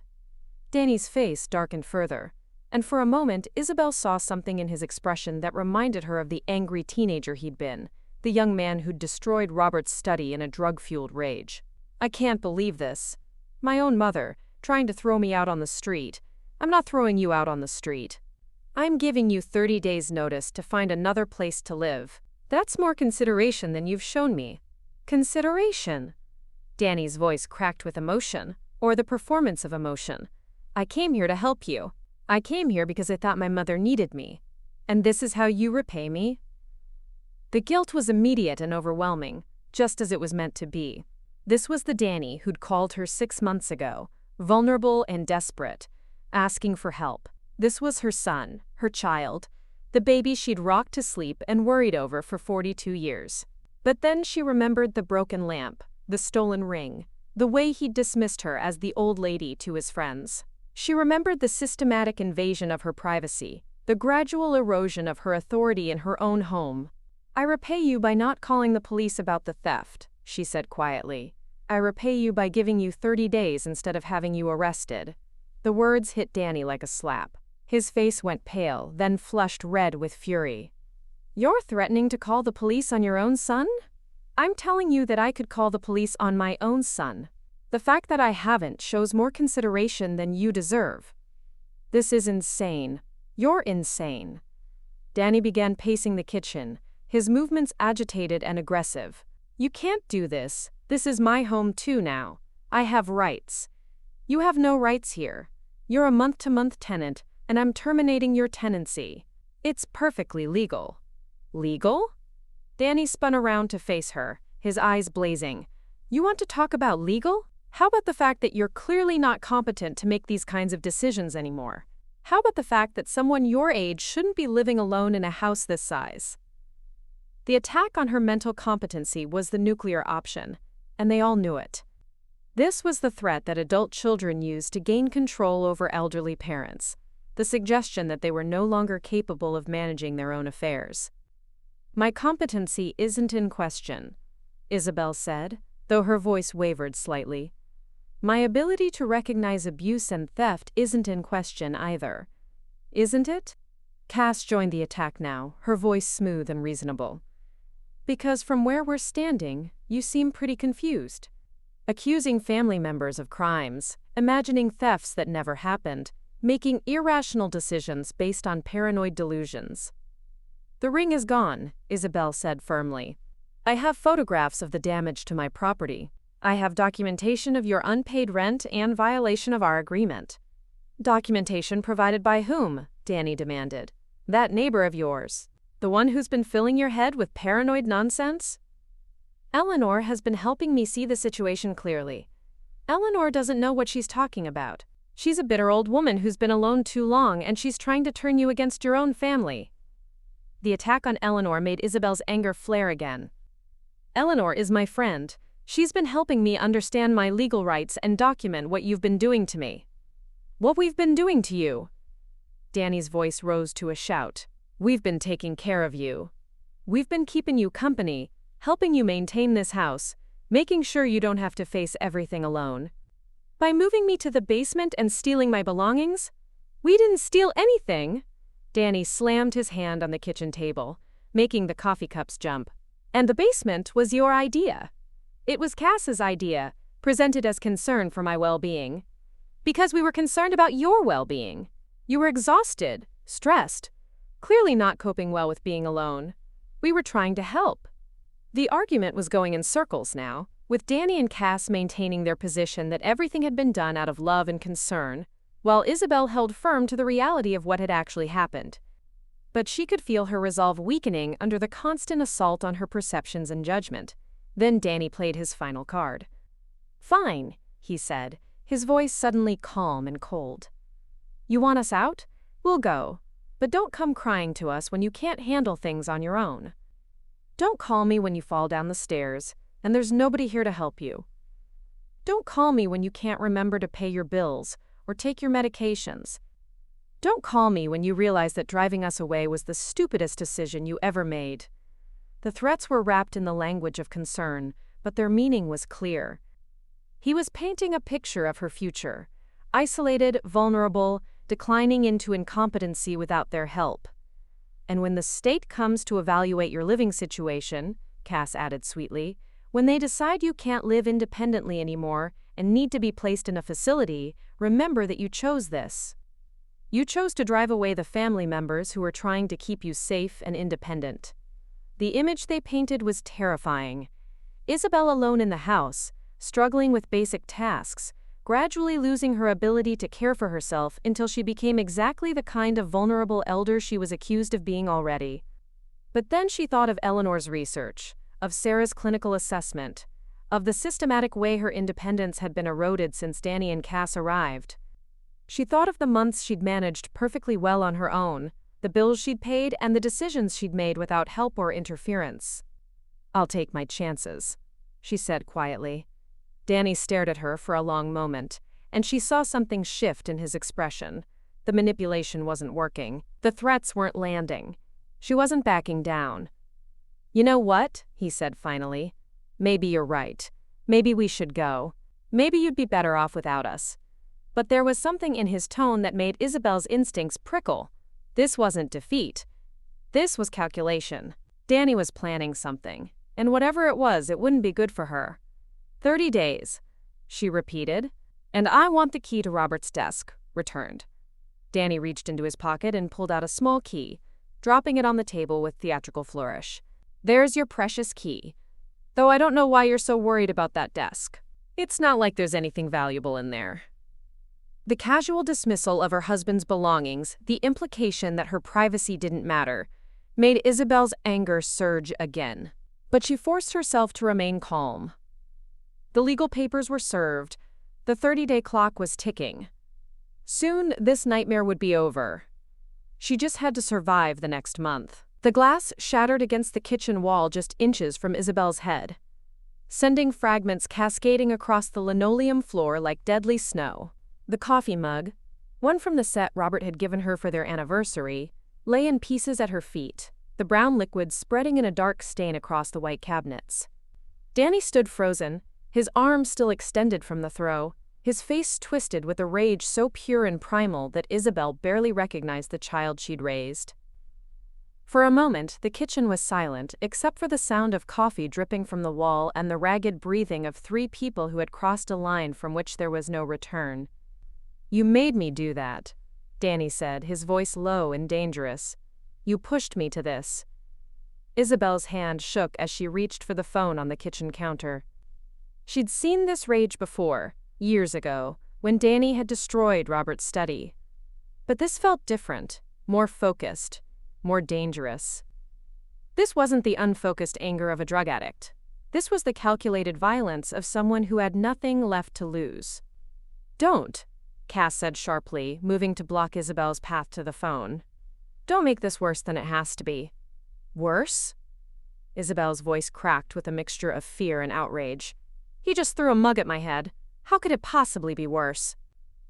"Because if you call the police, this becomes official," Cass said, her voice dropping to the reasonable, persuasive tone she'd perfected. "It goes on record. Danny could lose his job, his chance at a fresh start. Is that really what you want for your son?" The manipulation was so smooth, so practiced, that for a moment, Isabelle wavered.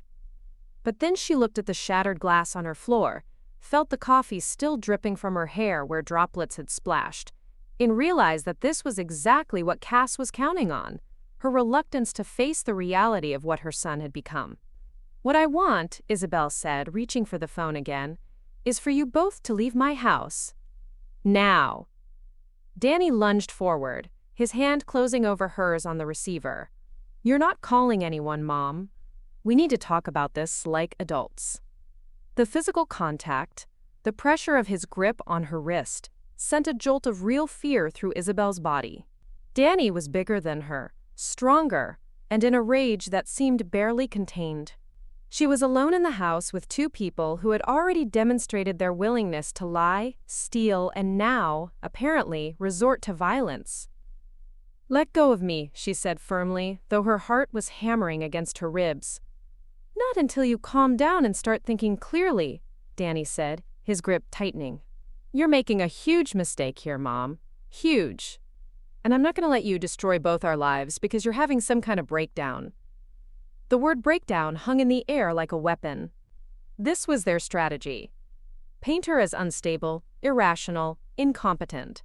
Make her actions seem like the confused behavior of an elderly woman who couldn't handle stress. But the pain in her wrist, the shattered glass on her floor, and the coffee staining her walls were real. The evidence of Danny's violence was undeniable, even if he tried to gaslight her about it later. "I'm calling the police," she said, pulling against his grip. "Let go of my hand." "The hell you are!" Danny's voice dropped to a growl. After everything I've done for you, after all the help I've provided, you're going to have me arrested? Your own son? You just threw a mug at my head. I threw a mug at the wall. Big difference. The difference is your aim, Isabelle snapped, finding strength in her anger. And if you don't let go of my hand right now, I'll tell the police you assaulted me too.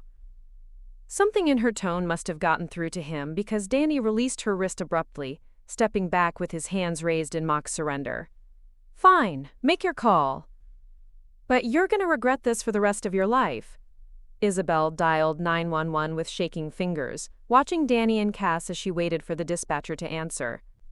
Cass was already moving through the kitchen, she noticed, subtly cleaning up evidence, wiping down surfaces, picking up fragments of the broken mug, disposing of anything that might support Isabelle's version of events. 911, what's your emergency? I need the police at 847 Maple Street, Isabelle said, her voice steadier than she felt. My son just threw something at me, and I want him removed from my property. The dispatcher's voice was calm and professional. Are you injured, ma'am? No, but I'm afraid. He's bigger than me, and he's very angry. Officers are on their way. Can you get to a safe location and stay on the line? Isabelle looked around her kitchen, the room that had been her sanctuary for 40 years, now feeling like a battlefield. I'm in my kitchen. I don't think I can leave without going past them. That's okay. Just stay where you are and keep talking to me. What's your name? As Isabelle gave her information to the dispatcher, she watched Danny and Cass conferring in urgent whispers by the back door. She couldn't hear what they were saying, but their body language suggested they were coordinating their story, preparing for the police arrival. The sound of sirens grew louder, and Danny's face went pale. You really did it, he said, staring at his mother with something that looked almost like admiration. You actually called the cops on your own son. You left me no choice. There's always a choice, Mom. You just made the wrong one. 2 officers arrived within minutes, a young woman with kind eyes and an older man with the weathered look of someone who'd seen too much domestic violence. They separated the parties immediately, taking Danny and Cass to the living room while the female officer, Deputy Santos, stayed with Isabelle in the kitchen. Can you tell me what happened here, Mrs. Willson? Deputy Santos asked, pulling out a small notebook. The story came out in a rush. The eviction papers, the escalating argument, the thrown mug, Danny's grip on her wrist.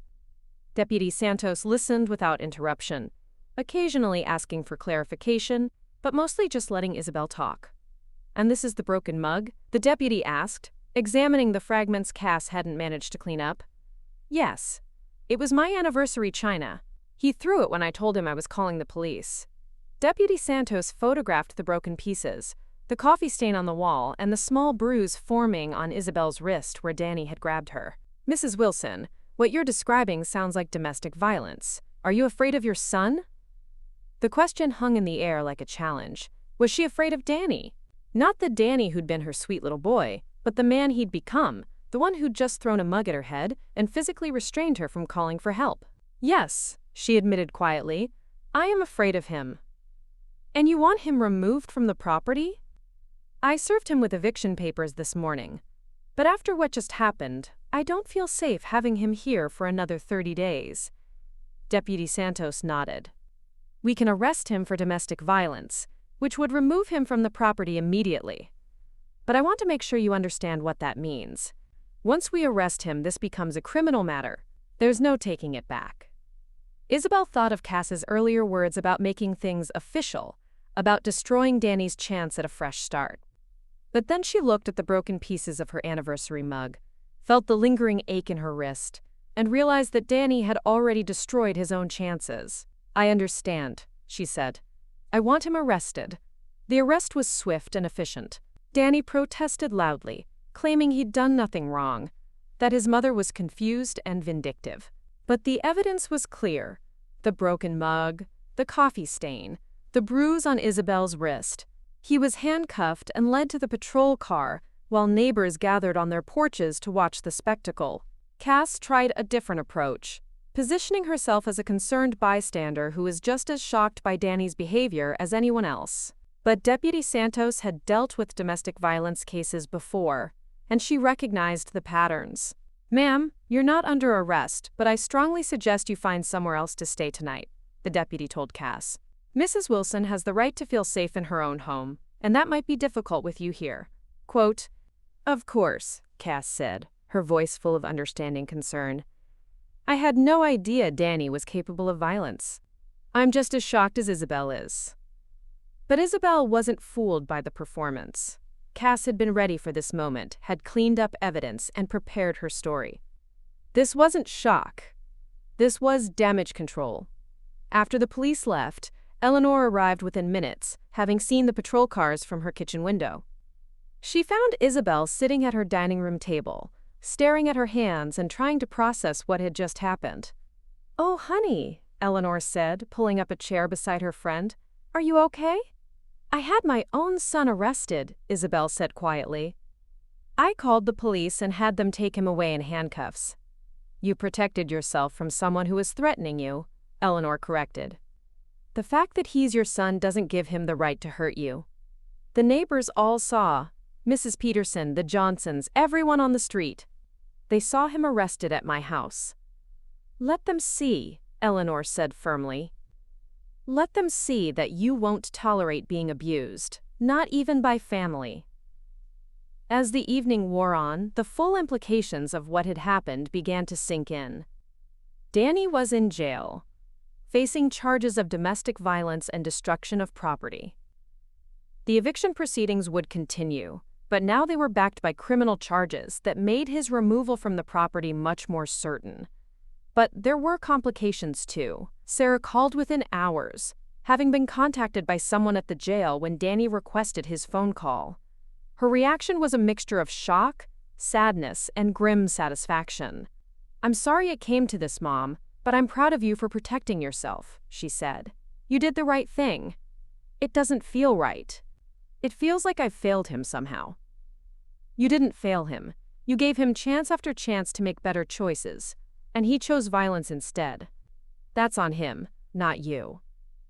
The local newspaper called the next morning, wanting a statement about the domestic violence arrest. Isabelle declined to comment, but she knew the story would spread through their small community anyway.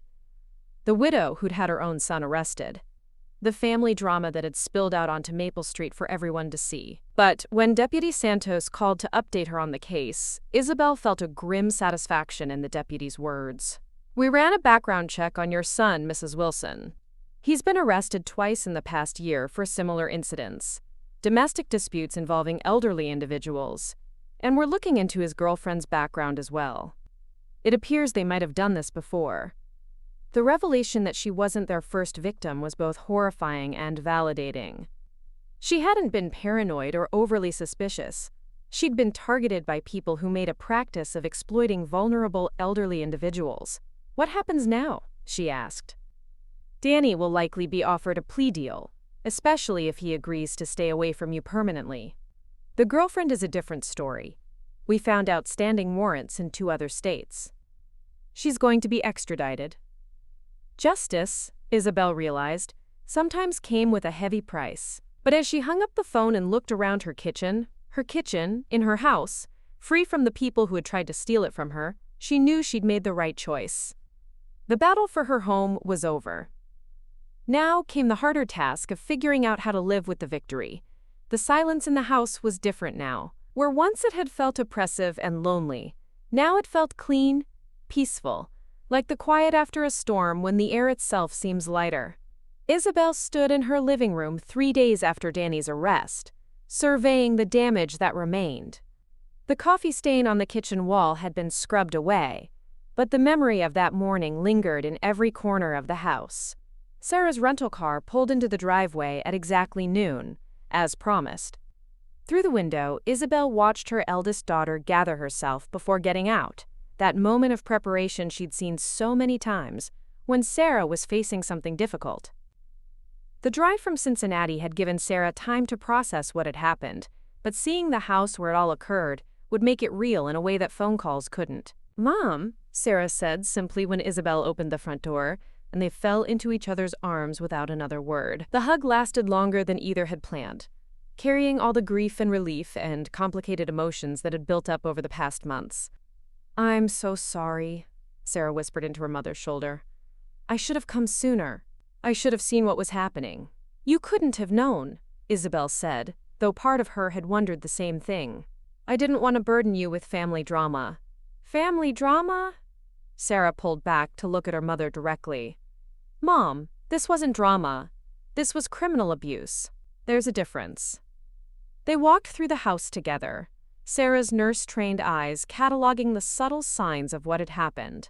The slight discoloration on the kitchen wall where the coffee had been, the scratches on the hardwood floors from furniture being moved, the way certain rooms felt violated, their energy changed by unwelcome occupation. They really did take over everything, didn't they? Sarah said as they stood in the master bedroom doorway. The room was in the process of being reclaimed. Isabelle had spent the previous day washing all the bedding, scrubbing every surface, trying to remove the lingering traces of Cass's perfume and Danny's cigarettes. But it would take time before the space felt fully hers again. I slept in here last night for the first time in weeks, Isabelle said. It felt strange, like I was trespassing in my own bedroom. That feeling will pass, Sarah assured her. But it might take a while. They made lunch together in the kitchen, a simple meal of soup and sandwiches that felt luxurious after weeks of meals controlled by someone else's preferences. As they ate, Sarah asked the questions that had been building during her drive, not just about the events of recent weeks, but about the years that had led to this moment. I need to understand how Danny became this person, Sarah said. The little brother I remember was sweet, maybe a little wild, but not cruel. Not capable of this. Isabelle had been wrestling with the same question. When had her youngest son transformed from the boy who'd brought her dandelions into the man who'd thrown a mug at her head? The drugs had been part of it, certainly, but there had been something else. A sense of entitlement, a belief that the world owed him something that had predated his addiction. I think I enabled him, she said quietly. When he was younger, I always made excuses for his behavior. When he got in trouble at school, I blamed the teachers.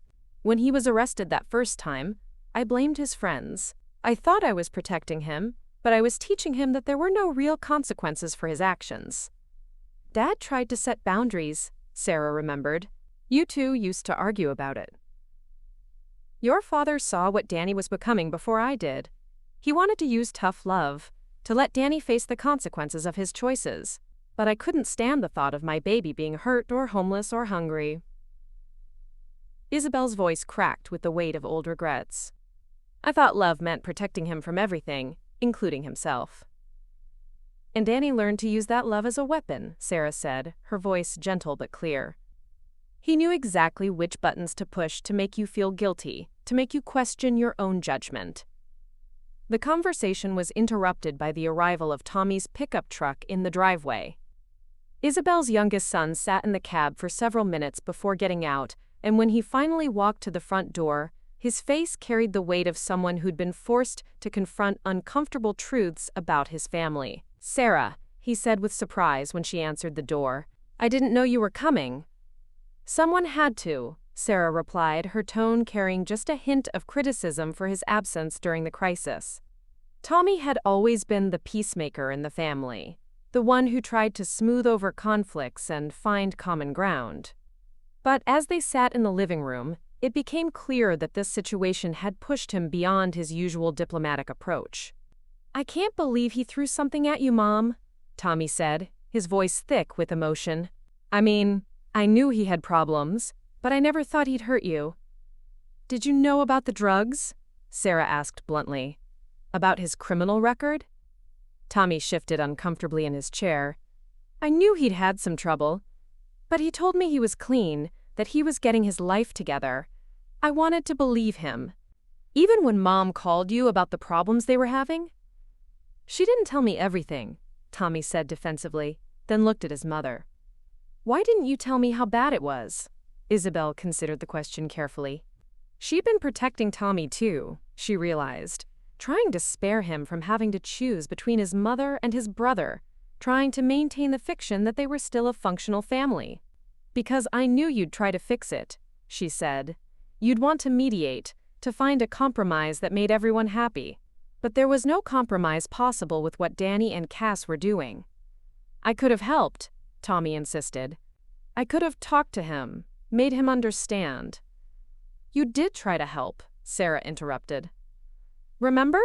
You came over and tried to get them to be more respectful, to pay their rent on time. And what happened? Danny used that conversation to convince Mom that even you thought she was being unreasonable. Tommy's face went pale as he remembered the visit Sarah was referring to. He'd come to the house intending to support his mother, but Danny had manipulated the conversation so skillfully that Tommy had left feeling like maybe his mother was being too rigid, too unwilling to adjust to the new situation. He played us against each other, Tommy said slowly. Made it seem like I was taking his side when I was just trying to keep the peace. That's what manipulators do, Sarah said. They divide families, isolate their victims, make everyone question their own perceptions. You were a tool in his strategy, whether you realized it or not. The accusations stung, and Tommy's defensive anger flared. I was trying to help the family stay together. I was trying to support everyone. By enabling an abuser and undermining Mom's authority in her own home, Sarah shot back. Your keeping the peace nearly got her seriously hurt. Stop, Isabelle said firmly before the argument could escalate further. This isn't Tommy's fault. Danny is responsible for his own actions, and we're all responsible for ours. Tommy, you tried to do what you thought was right with the information you had. Sarah, you're angry because you feel guilty about not being here. I'm angry because I let this happen in the first place. But turning on each other won't help anyone. The siblings fell silent, chastened by their mother's intervention. In the quiet that followed, they could hear the grandfather clock in the hallway marking the passage of time. The same clock that had ticked through decades of family gatherings, arguments, celebrations, and sorrows. So what happens now? Tommy asked finally. Now we figure out how to be a family without Danny, Sarah said. At least until he gets the help he needs and proves he's changed. Really changed. If he ever does, Isabelle added quietly, I have to accept the possibility that he might not. That the son I raised might be gone forever, replaced by someone I don't recognize and can't trust. The words hung heavy in the air. This was the grief that came with cutting ties with an abusive family member. Not just the loss of who they were, but the death of who you'd hoped they could become. I feel like I failed him, Tommy said, voicing what they were all thinking. Like there was something I could have done differently. We all feel that way, Isabelle said. But Danny made his choices.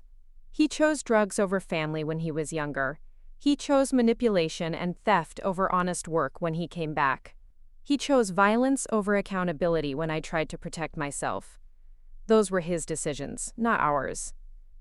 Sarah reached over and took her mother's hand. You didn't fail him, Mom. You loved him. You gave him chance after chance to make better choices.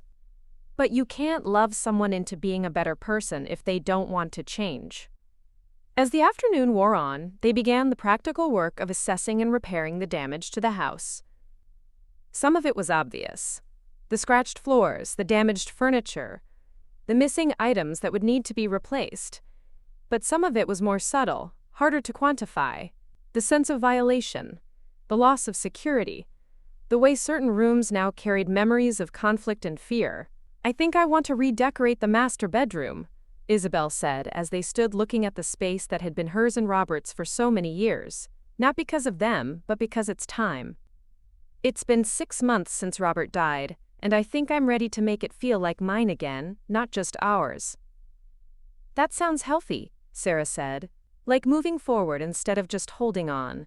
They spent the rest of the day making plans, not just for redecorating, but for rebuilding.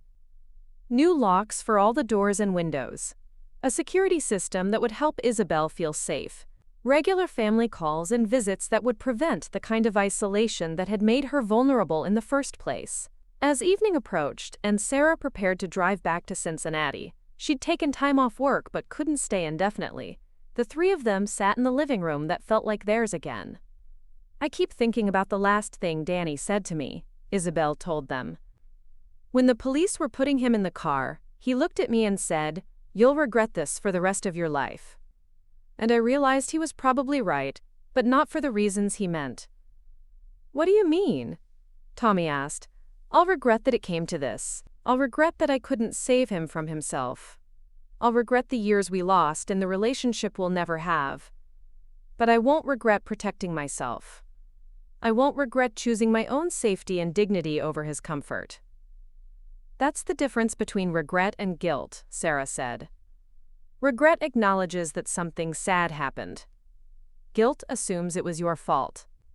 You can regret the situation without taking responsibility for Danny's choices. As Sarah's taillights disappeared down Maple Street, Isabelle stood in her doorway breathing the October air. The house behind her was quiet again, but it was a different quiet now. Not the oppressive silence of isolation, but the peaceful quiet of security. She had her home back. She had her dignity back. And while the cost had been higher than she'd ever imagined having to pay, she knew she'd made the only choice that allowed her to keep both her house and her self-respect. Tomorrow would bring new challenges. There would be court dates and legal proceedings, insurance claims and repair estimates. There would be questions from neighbors, and probably some gossip about the family drama that had played out so publicly on their quiet street. But tonight, Isabelle Willson was alone in her house by choice, not by exile. And that made all the difference in the world. 6 months later, Isabelle stood in her kitchen on a bright April morning, watching her grandson Marcus chase butterflies in the backyard garden that had once again come to life under her careful tending. Sarah's family had driven up from Cincinnati for Easter weekend, and the house felt full in all the right ways. Voices calling from room to room, the sound of teenagers arguing good-naturedly over a board game, the comfortable chaos of a family gathering. The transformation of the house was subtle but complete. New locks gleamed on all the doors and windows. The hardwood floors had been refinished, erasing the scratches and scuffs that had accumulated during those dark weeks in the fall. The master bedroom bore no trace of its temporary occupation: fresh paint, new curtains, and a rearrangement of furniture that made it feel like Isabelle's sanctuary rather than a shared space haunted by Robert's absence. But the most significant changes weren't visible to the casual observer. They lived in the way Isabelle moved through her own space, confident, unhurried, secure in her ownership of every corner and closet.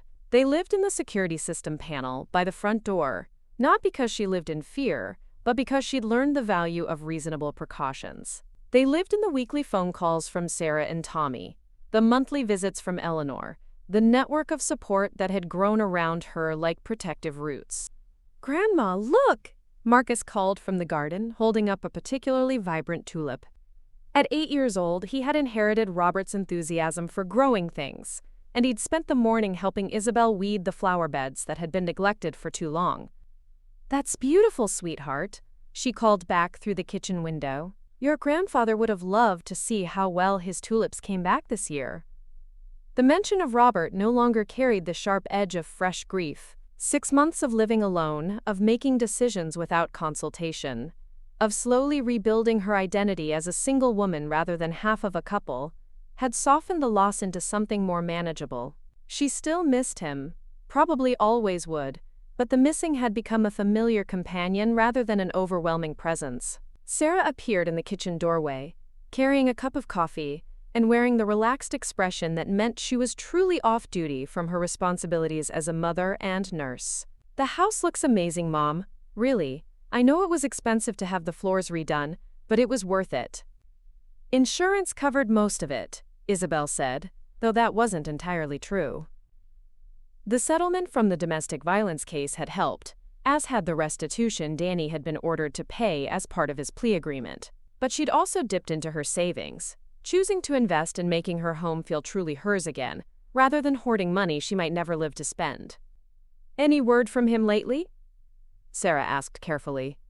The letter had arrived 3 weeks ago, forwarded through the court system as required by the restraining order. Danny's handwriting on cheap prison stationery, asking for forgiveness, promising change, requesting a chance to explain himself. It had been the 4th such letter in 6 months, each one following the same pattern: remorse, promises, veiled manipulation. "Another letter," Isabelle confirmed. "I gave it to Eleanor to read first. She said it's more of the same. He's found religion, he's getting counseling, he's learned to take responsibility for his actions. But buried in all the apologies are suggestions that I was partly to blame, that if I'd been more understanding, more supportive, things would have been different. Are you going to respond? Isabelle had wrestled with that question for 3 weeks. The maternal part of her, the part that remembered rocking Danny to sleep and bandaging his scraped knees, wanted to believe in the possibility of redemption. But the woman who'd learned hard lessons about manipulation and abuse knew better than to trust words on paper from someone who'd proven himself capable of systematic deception. No, she said finally. Not yet, maybe not ever. He needs to prove he's changed to someone other than me. He needs to build a life that doesn't require my participation or validation. If he ever truly changes, really changes, not just learns better words to use, then maybe we can have a conversation. But it won't be because of a letter written from prison. Tommy had struggled more with the decision to maintain no contact with Danny.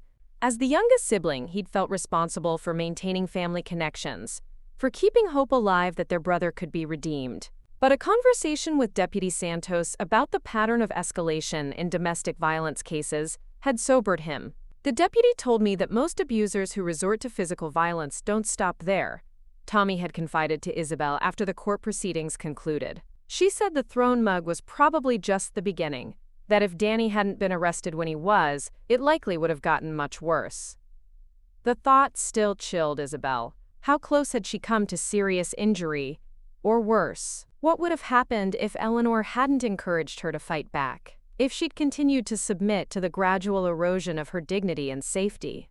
"Grandma!" Marcus burst through the back door, his hands dirty and his face bright with excitement.